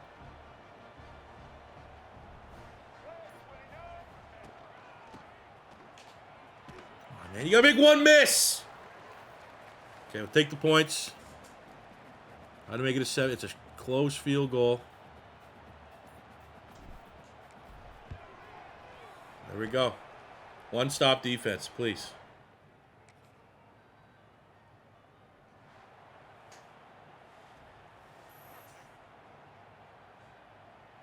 Fuck. All right, regular season finale at home. I think 7-5. I can live with 7-5. Temple loss way back. Should have been a win. Everything else has been the ups and downs of a one-star program. 7-5, especially over Bowling Green. Play somewhat spoiler. I mean, hell, fuck, we win. Could be it. Everyone else lost that week. Okay. Here we go. At home, Bowling Green. Chance to finish the season out on a high note. Don't know if we've already automatically secured a bowl game. So I'd love to see just, you know, offense flex its muscles. At home. You know, get a touchdown. Is that too hard to ask? 3 points? That's all we got? We can get in field goal range once? Just kick the ball? That's all. There we go. First touchdown goes to UMass. We need to hop in soon. I don't really think we have a very stable lead. Let's come in here. Let's put this game away. Touchdown here should be enough. 3rd and 8. Come on, tight end. Looking at you, tight end. Look at UX. Come to the football. Can someone not named Harding make a goddamn play?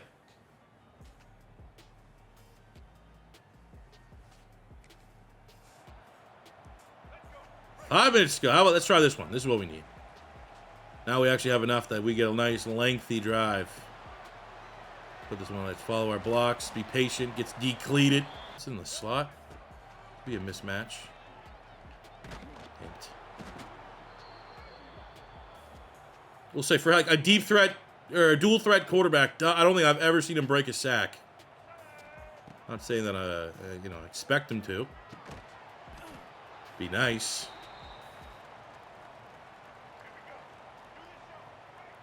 Let's just throw this up to Harding. Or Johnson. Give me time. All I want is time. Got 5 fucking seconds. I mean, we're just asking to fucking lose here. We've been a 1-score game.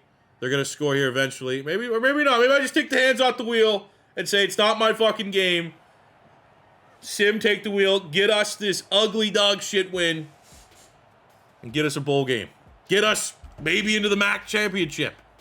Let's get a couple late commits. Want to get these 3-star guys out of the way as fast as we can. We don't want them carrying over and having to spend those hours come transfer portal time. And that win to nothing. We are still firmly 4th in the MAC. What are the odds? The most competitive conference from a conference standing standpoint is the MAC.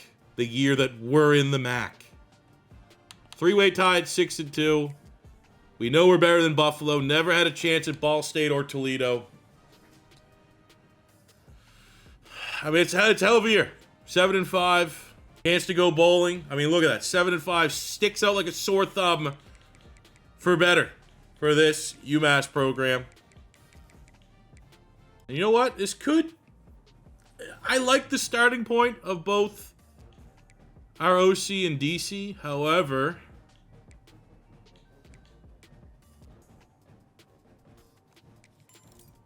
I'm going to do this as a test. Can I fire these guys and then rehire them, like on the open stage? Because I absolutely will come back to the table. They live and let learn. Because I would, totally open to developing both those guys. They both had the master recruiter on OC, master motivator on DC. Totally fine with them just kind of spending their points there.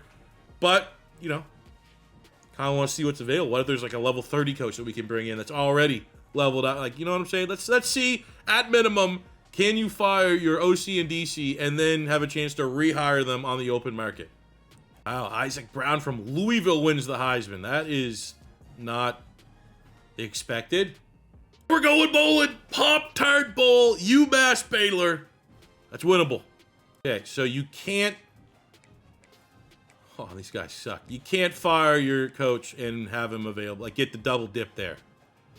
On defense, we'll offer Larry McCrane, which honestly is a step down from what we've had, because at least our old DC had Master Motivator unlocked.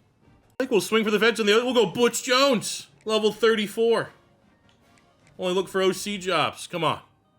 See what kind of moments. Let's go, Strawberry. We're strawberry colored. I mean, that should work well in our favor. Vibes are immaculate right now. See what we can do. Play some moments. Oh, no.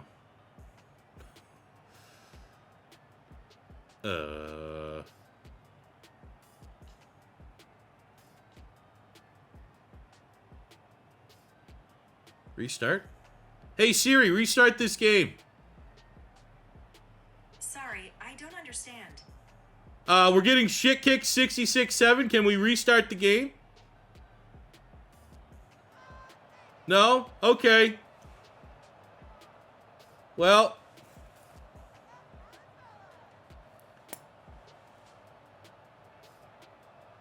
I'm not mad. I'm just disappointed now because it's the Pop-Tart Bowl. Watch the Pop-Tart get nuked worse than our team just got nuked. Honestly, we should replace the Pop-Tart with our old defensive coordinator. Holy shit, what a bad loss. Oh. Fuck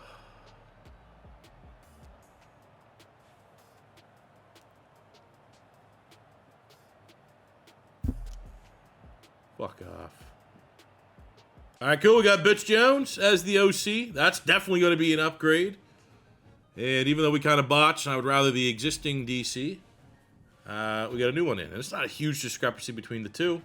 Shout out Notre Dame for winning the national championship. And man, oh man, Duke is so good in the sim in college football 26. For us at season's end, I actually thought the stat line would be better. I feel like we definitely threw for more than 37. But it's any time we were playing offense only, we could let things loose. When we were playing the moments, it was an entirely different team. And I think that's probably a little bit more reflective. I definitely felt like we threw a lot of picks. I thought we were easily 30-plus touchdowns. 23, I mean, that's kind of frustrating.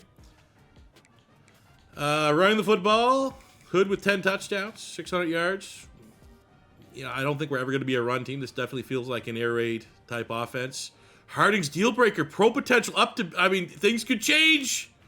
But if we could keep his services, that would be monumental, gigantic. Even, I mean, I'd love to keep both Dia Johnson and him. But that we sick. We have a deal breaker on Owen Anderson, which also sucks. Defensively, Schaefer led the team, 87 tackles. Our pass rush was pretty depressing.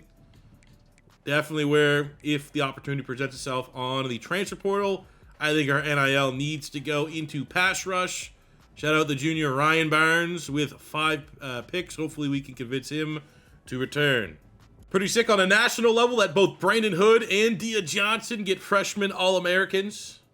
As far as MAC is concerned, we get it for Hairston, Hood, Dia Johnson, Donovan Dyson at linebacker. First team, Hood at running back, Harding, Anderson, skill positions, Randall at D tackle, Barnes at corner. Certainly from preseason where we had no mentions to where we finish, UMass easily the biggest overachievers. I take that as an accomplishment in the MAC this year. Now, I'm not saying a bowl game win would have been a difference maker. Little frustrated that we couldn't take that step up from 1.5 to a 2-star prestige. So we're at a doomsday period. It always is, as long as these low-star rebuilds kind of follow the same trend and path that we saw with Hawaii in that first rebuild Dynasty series. Year 1 and Year 2 are usually the most harsh as far as players leaving. I think we saw a couple good rolls for guys that want to bounce. But we are getting max 20 of 20 players wanting to try and transfer. And I think we need to try to prioritize, you know, as like there's the first one. Absolutely, probably the biggest name for us in the portal. We have 4 persuasions a chance. Yes! Let's go. We keep our wide receiver 1. And wide receiver, I'd say Anderson at tight end would be another big one. Big get. It's very low. That one sucks. I mean, from a value standpoint, he'd be nice to bring back. But we only have 2 chances. Gibson, he's a speedster, but he had 88 speed, so that's not the end of the world. Spells at corner doesn't look too shabby. Glenn, I mean, we don't have many 70-plus linemen, but he's a raw strength lineman, so it's going to be very expensive to level him up. I'm thinking here.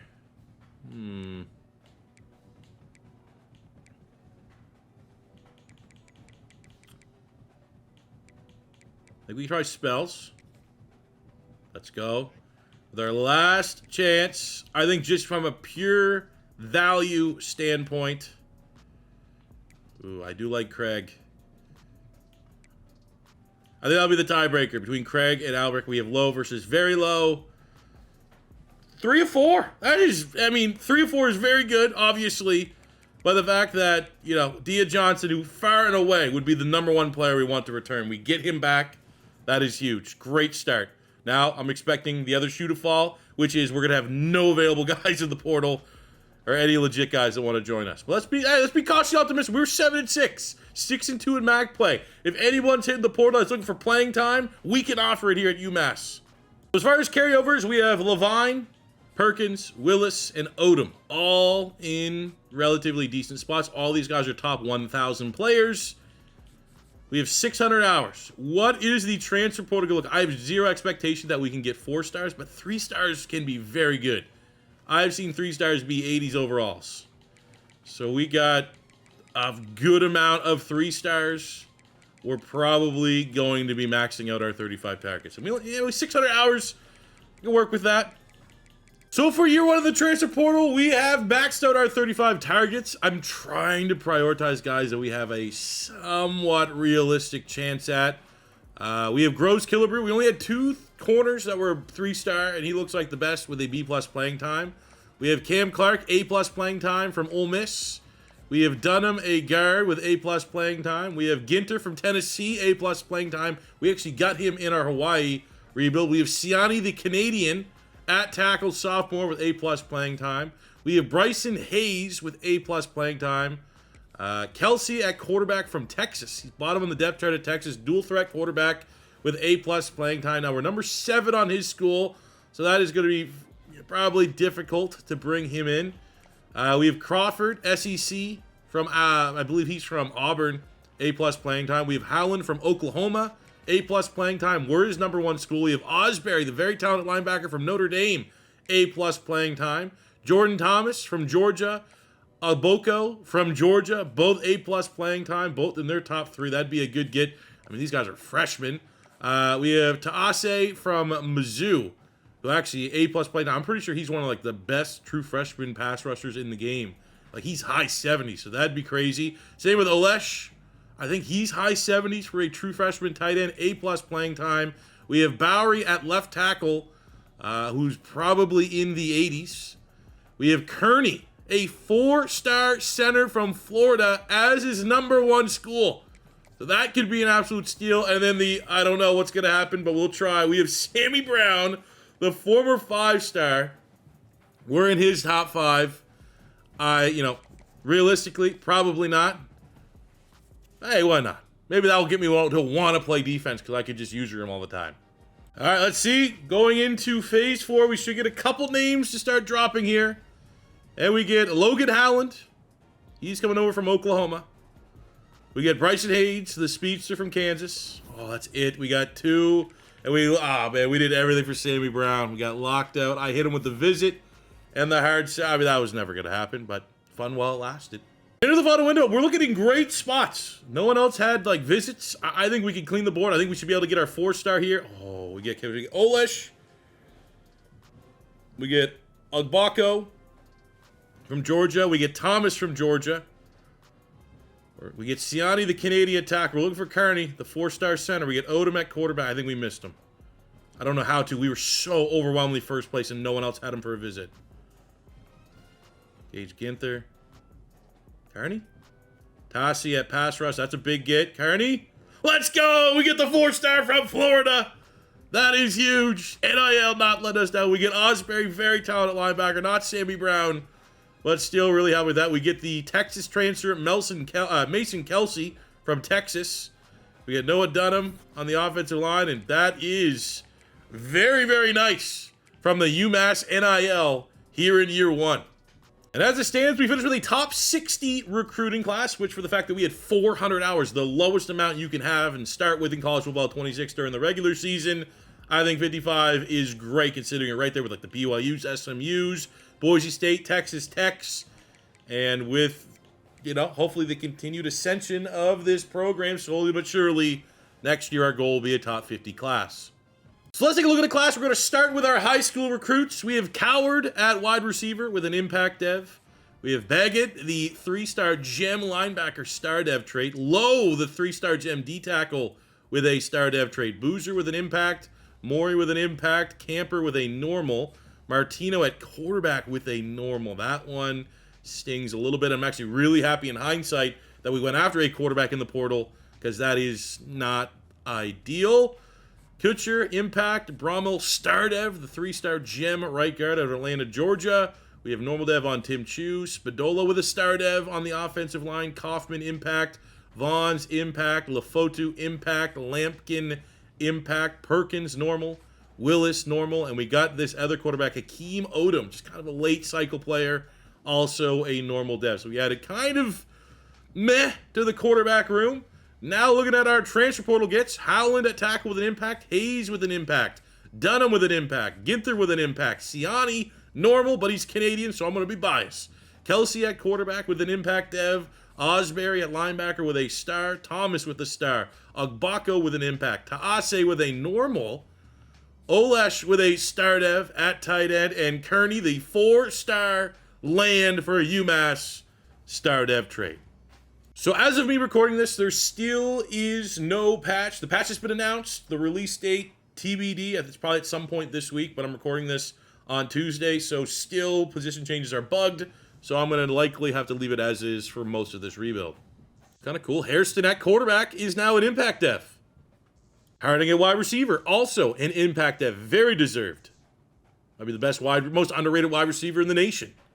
So look at the players we're able to land in the portal. Jaden Osbury comes in the junior, 75 overall, and immediately is in the conversation for the best linebacker on this team. That is a great get. At D tackle, I knew we were going to get instant upgrades here. In Thomas and Ogbako, the 2 Georgia transfers, both 78 as sophomores. Hopefully have a lot of football left. Pass rush, we get Taase, 77 as a redshirt freshman. Yes, sir. That'll do, even though the dev trait was a little whelming, to say the least. We got Dunham and Ginter, 78 and 73, respectively, on the offensive line, both sophomores. We have Kearney, 85 out of Florida. What a steal that was. Highest rated player on the squad right now. Howland at tackle, 79. Siani at tackle, 75. Both going to be day 1 starters for us next year. Olesh at tight end is a 78. So that is sick, considering we lost our previous tight end to the transfer portal. And we compare that with Oguni, who was very, very good for us at tight end too. I like that room there. At wide receiver, we have Harden returning, we have Dia Johnson returning, and we get Bryson Hayes from Kansas. 95 speed, 95 acceleration at 6 feet tall. Can't we say Andy Isabella 2.0? Skill caps are absolute trash, unfortunately, but still going to be a fun player. Definitely stylistically the kind of guy we like to look for. And, wow, okay, running back room's looking decent. And at quarterback, well, Hairston goes up dev trade at 72, but he's going to be competing with Kelsey, the transfer from Texas, who has dot extender downhill. Advantage for him from a dual threat standpoint. Throw power +1 advantage for Kelsey. They both, 39 and 47 upgrade points respectively. It's going to be interesting. We got 26 for Zach Lawrence. We know the skill caps there are pretty good. If you're looking at just straight up actually, 74, 74, 78, 75, 62, 69, 81, 81. So, I mean, maybe slight advantage for Kelsey right now, but we're not going to ignore the good that Hairston did for us year 1 of this rebuild. So that will do it for today's episode. I hope you guys enjoyed episode 1 of our UMass College Football 26 Dynasty. As soon as there's clearly, UMass was like the one cupcake team was getting no love. And you think back all the way to NCAA Football 14, they were the cupcakey of cupcake programs. The challenging rebuild of all challenging rebuilds. And then the news came out, not one UMass fan even put a 1-cent troll bet that they can win the Natty. So it's like a fan base that has the least hope and expectations, and I'm going to try to bring those hope and expectations up throughout this series. So I hope you guys did enjoy. If it is your first time stopping by, don't be afraid to hit that subscribe button. We're getting very close to another channel milestone here on the channel of 180,000 subscribers. So it'd be very cool to hit that sooner than later. If you do want to help out the channel, all I ask for in return is my 15-year battle here on this platform with the YouTube algorithm. And I've been told that when you like the video and you leave a comment in the video, it helps my channel video discoverability. There's still some people that don't know that I exist, even though I've been on this platform for 15 years, and they may be interested in my Dynasty content. So all I ask for in return is if you want to help me out, those things supposedly will get more eyes on our product here, and I very much would appreciate that. But that'll do it for me today, guys. Thank you very much for watching. Got a very busy week this week, so uploads could be a little spotty, but it'll be worth it. Trust me. It is all work, but might have to wait a little bit. So my plan this week is to have a special one-off new team type rebuild drop, as well as maybe episode 2 and 3 of this UMass Dynasty. So hold me to it. That will get done, and I'll see you guys in. So thank you very much for watching. And until next time, it's your boy C4 saying peace. I love ya. Have a good one.